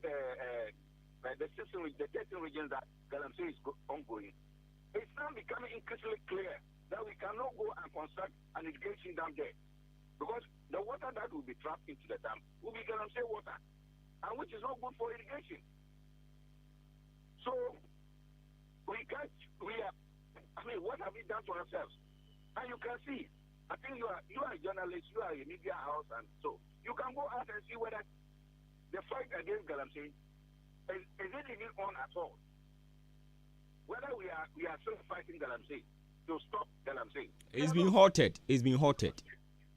Now, if it is being halted, does that mean that Galamsey is ongoing or it's not ongoing? Ongoing, you know, vibrantly. We are all pretending we've not seen anything, but it's still ongoing. Now, Galamsey is like fire. When fire burns down something, you may put it off, the fire off. That the effect of it is clear for you to see that particular object has been burnt now. So Galamsey, whether you see it or not, the effect it leaves behind is there for us to see. It pollutes the water. It destroys everything on its way. River waters they don't have life again. This is what we have done, and we are not even ready to stop it. So, in all this, how can we still be praying? Be praying and saying that, oh, let's hope that things will be better. It won't be better. Okay. And let me say, you see, the current indicators show that Ghana is now heavily dependent on our neighboring countries for so many things. Look, the report that shows that we are now importing mangoes from Burkina Faso. We are importing palm oil from Togo. We are importing cocoa also from Cote d'Ivoire. Virtually all the things we consume, we import them. Tomatoes, onions, what have you, we import all of them. You know, why? Meanwhile, we sit down and allow it to happen. So, it is not that we are just seeking to paint the situation black. But you see, you can pretend at the close of the day, night will fall. When we were raising concerns about the plan for food and jobs phase 1, the then minister and government came out to tell us that, the program was successful. It was 100% successful. These were the words. If it were 100% successful, we will see it. Okay. You are far away, you must eat. All right. The realities are there. All right, Mr. Edward, we will definitely engage you on this subject matter as when the need arises. It's a pleasure talking to you this morning. I'm honored to speak to you this morning. And please, you are doing very well. And please keep on with the good work. We are grateful. We are grateful. All right. Okay, Abusia Yani Ora Edward Karewe, General Secretary, General Agricultural Workers Union. And yɛne kɔ twin komo nti ɛno no die nti a niane boe kɔsoro no sɛ menu mienu kase yɛnimu ane yɛboa yɛnimu pa yɛnim die nti niane boe kɔsoro 1 ɛniema ne bebree no yɛkra de firi nkrɔfoɔ man so na de ba ha yɛnim baabi asiri ne nsu gyina mum festia ne mame ɔyɛ aware baabi a dollar na duru onim ɛwɔ so ɔyɛ ho adwuma but wɔ pestia mum ɛna atwi adwuma ɛde ahyɛ ne nsa sɛ dollar no or the new age home first year, and mammy, and what this one can home. And only a barco. A fay Galam saying why ye to a million, yeah, where, and I now can find them. Baby, I call ye, and you may mozina. Eh, maybe I call ye, and you may mozi. Forest nim. The opa, my main camba could be another. More monam can consequence will be a but ye na tree any. Go few are, may many. I said, the idea cost minimum. No. And you know, quain so, Kumasi and you know, quain so as a man time for infin. Ye drew on me and say, a ready a quan pair, yes, here. I had a friend in you may mozing. Ntiani papa ne kan ye no. Ade na achi. And we can kuntumpa dear bessa. Daddy Lumba, or so a damani, or Baba Bewam would be a damn pine. Yam twas way. Akim State near Goosey, the home community, opening on command and a cobway in my bon toffa, dear my one. Ye nim yaye, ya no who dry a hobertoying, and penufui ya wear pa, as a swimming in I pretended, in Tiana pretending you goom, tongue. And yet the team won't see. When you in Casa say, I didn't know mobile saying, I knew your home about ya. And your way, I home common where could be in out of a boom. No. Now, Akim State in soon and you could in home common say, one more no bite, said your cocky and UST. Son say, we are a boarding cratani free K and UST straight. And your day, every one. Tea, what are my annual cohon, dear baby, I better, and your how chromatic so. Mate tip one so come maybe I better know school fees in so the encheno come pa oba visit and website no akwa file forms are fail or wha www.asuc.edu.gh www.asuc.edu.gh na wetumi akwa file forms no ho ye programs are ye no edoso se wo fa business programs na ye wo BSc accounting, BSc Marketing, BSc Banking and Finance, BSc Human Resource Management. Nti dia pebia na wafa. Yes, also engineering programs. Nti your BSc Electrical and also Electronics Engineering. Your BSc Computer Science.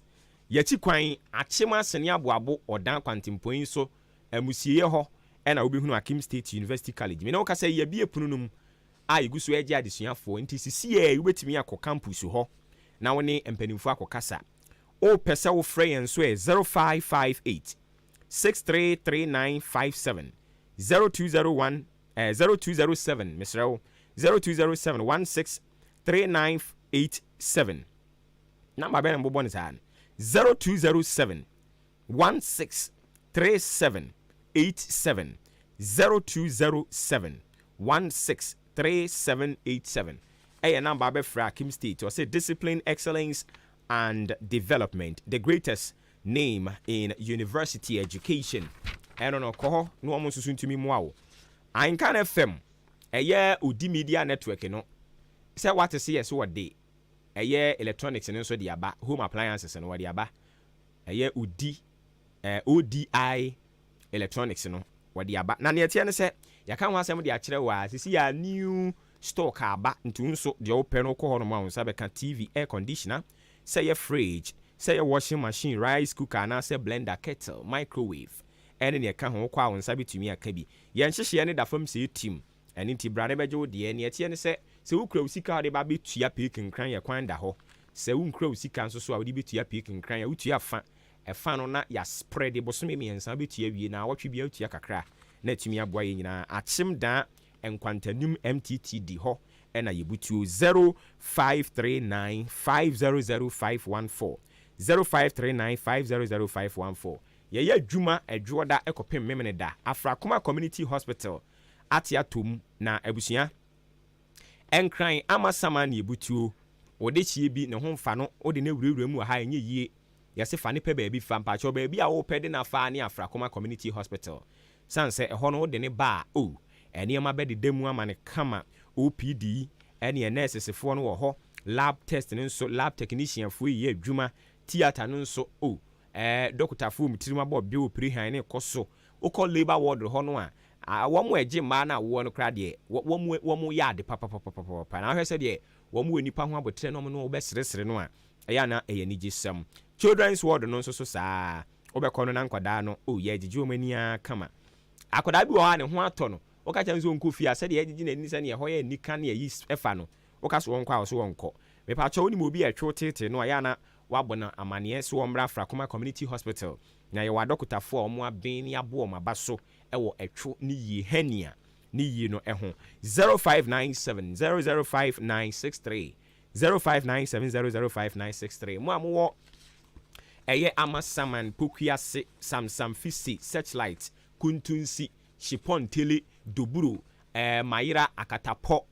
pokuase ne sa ACP ho ni nyina no me pa cha omfum ani nkyire mu na monkonko gye mayare sa wo ho pepiase ampedu enterprise nsu ni o abusia obaya apose nsem wode dansie ho akade na wode aba gasem super plus super cool super strong iron rods nketo akese ne adantemo marine boss no so strong ones so ho nchense adi kru dan so eno so wahodo bibiri no a ehon prempra de akade accessories no so eno so bibiri uyi no di sin chen and binding wires wire mesh headpan shovel fidie editwa blocks yitwa blocks ni bi so ye hwa solid ena hollow a free 4 kopim 6 inches ni nyina ebi ewo ho ye supply nwia bo na quarry dust ye wo castle how tonyo mani nyina ewie ni ehwe na wo se edi kugya wa ye ma nkasa ma wani mu ntasu nsa ye de be kugya wa kapre wuntua odan yebutu eye Akim State odan boabo Akim State Junction Quantimpon ho no an ubehunu yen Jubilee Hospital nchen ho nso amantra bridge ne so kosoro ho no ano eyade a ye wo ho enkwantanim new marketing so ye ne Frimpon Enterprise adwumawura asemanhia ye ne no na edi enmuhwe won kwantanim ho sanso na Swedru Apiani Junction ubehunu ya achi ase nso ye wo ahwene ase ye mfre 0244166937 0244166937 and 0208299115 0208299115 for friend number we ebejo so Jubilee Hospital so SN cancel sapumuden ade edon akoma so pa ye ka pumuden de no ani Jubilee mpanimfo wo nipa ho abotre behwew ama won so ohun atimi ato nti wo mo services no wo OPD outpatient service no gina ho na gya yare sa me ko hwe me ho yare aba san beto amadwuma so eno wo ho ene wo ne a o ba ye hwese de yade no esitie no aye de wo to ho na dokotafo de o mani adu achi no ma dan kakra ama wo ho atumi ato theater ne nsu nie ye wo pharmacy wo hedro bi a wo pe lab test ene emprempena de wo ho nya senketo abusua wafa yafunu efiri bra wo fa yafunu kopem bra wo besia somdue mu oni nyina da wo ba ye behwa ma ho ato kama wani ose oha bi ya tie asiso eno nso ye bepa ahwe na oho atimi ato ankasa canteen wo ho insurance na ye gi aban de ne ankrankran de odan aboabo amantra twene kese ne so ena wo bi hunu Jubilee Hospital me pa cho frame 0244 575799 ena 0241784645 o frame number we ye beje so na yetumi aboa onyankopon ya adom a na wotwe we awie ya na meboa shabu papa yie no Friday ni na yi ai eni ayekese enti abusuafo elder ana ne boatin a wote ase na dodo no edi ana mo de frɛ no ene o maami ni ba au wo fa na ne eda ya wansɔre afei na mpanimfo ya amamre ne amane a abrewa yi puma kwam na wo mo ehwɛ na wotwi awieye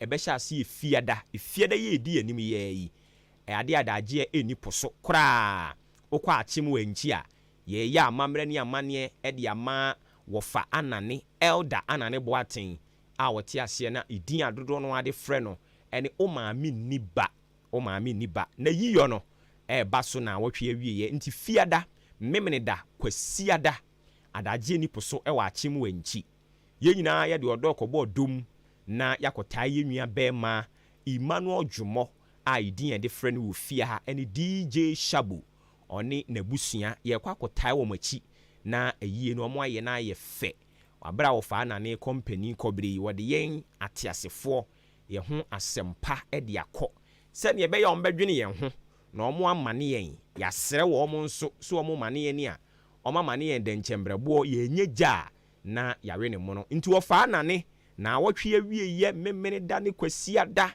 enye fediagoro wa achim wanchi osiewuo asase so na mahyeda na akwantu no ekoye no yenka ho asem ye pese ye nya mpanimfuo ni bi na ye no di ohumkan no ho afahye osiewuo na na kwadwa no ni position no a wodie no ahenie ne nye nkwala agoro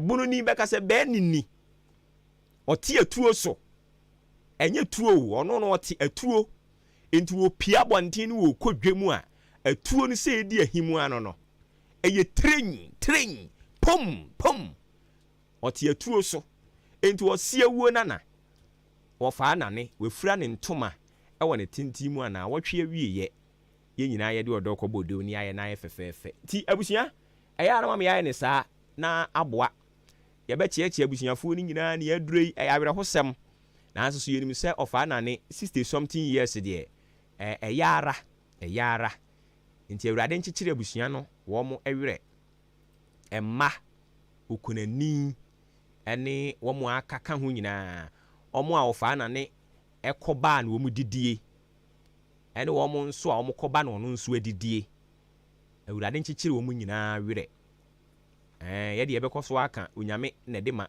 ono a na eje onim ne ye enso ne ya no aye de ama ye atiasefo edie eya na ye nte ase batu nyankopɔn de ya na wonim ne a oye nti abusua a mahwere mo de hia mo ho akwakodim anopai yesi awurade onkyekere mu nyina mo were ena no na concern fo beka kire sen ko mo to lorry fame empanimfo no mo akasa nti ene o ma san de krata ababo nti o mo kyesu o mo enya ntum ene yesi hallelujah ye do ma se san se eka dwie anka ye ka akwantuom nke ye ka akwantuom nyankopon ya adom a efiri wo kyena ne na de kye de kɔ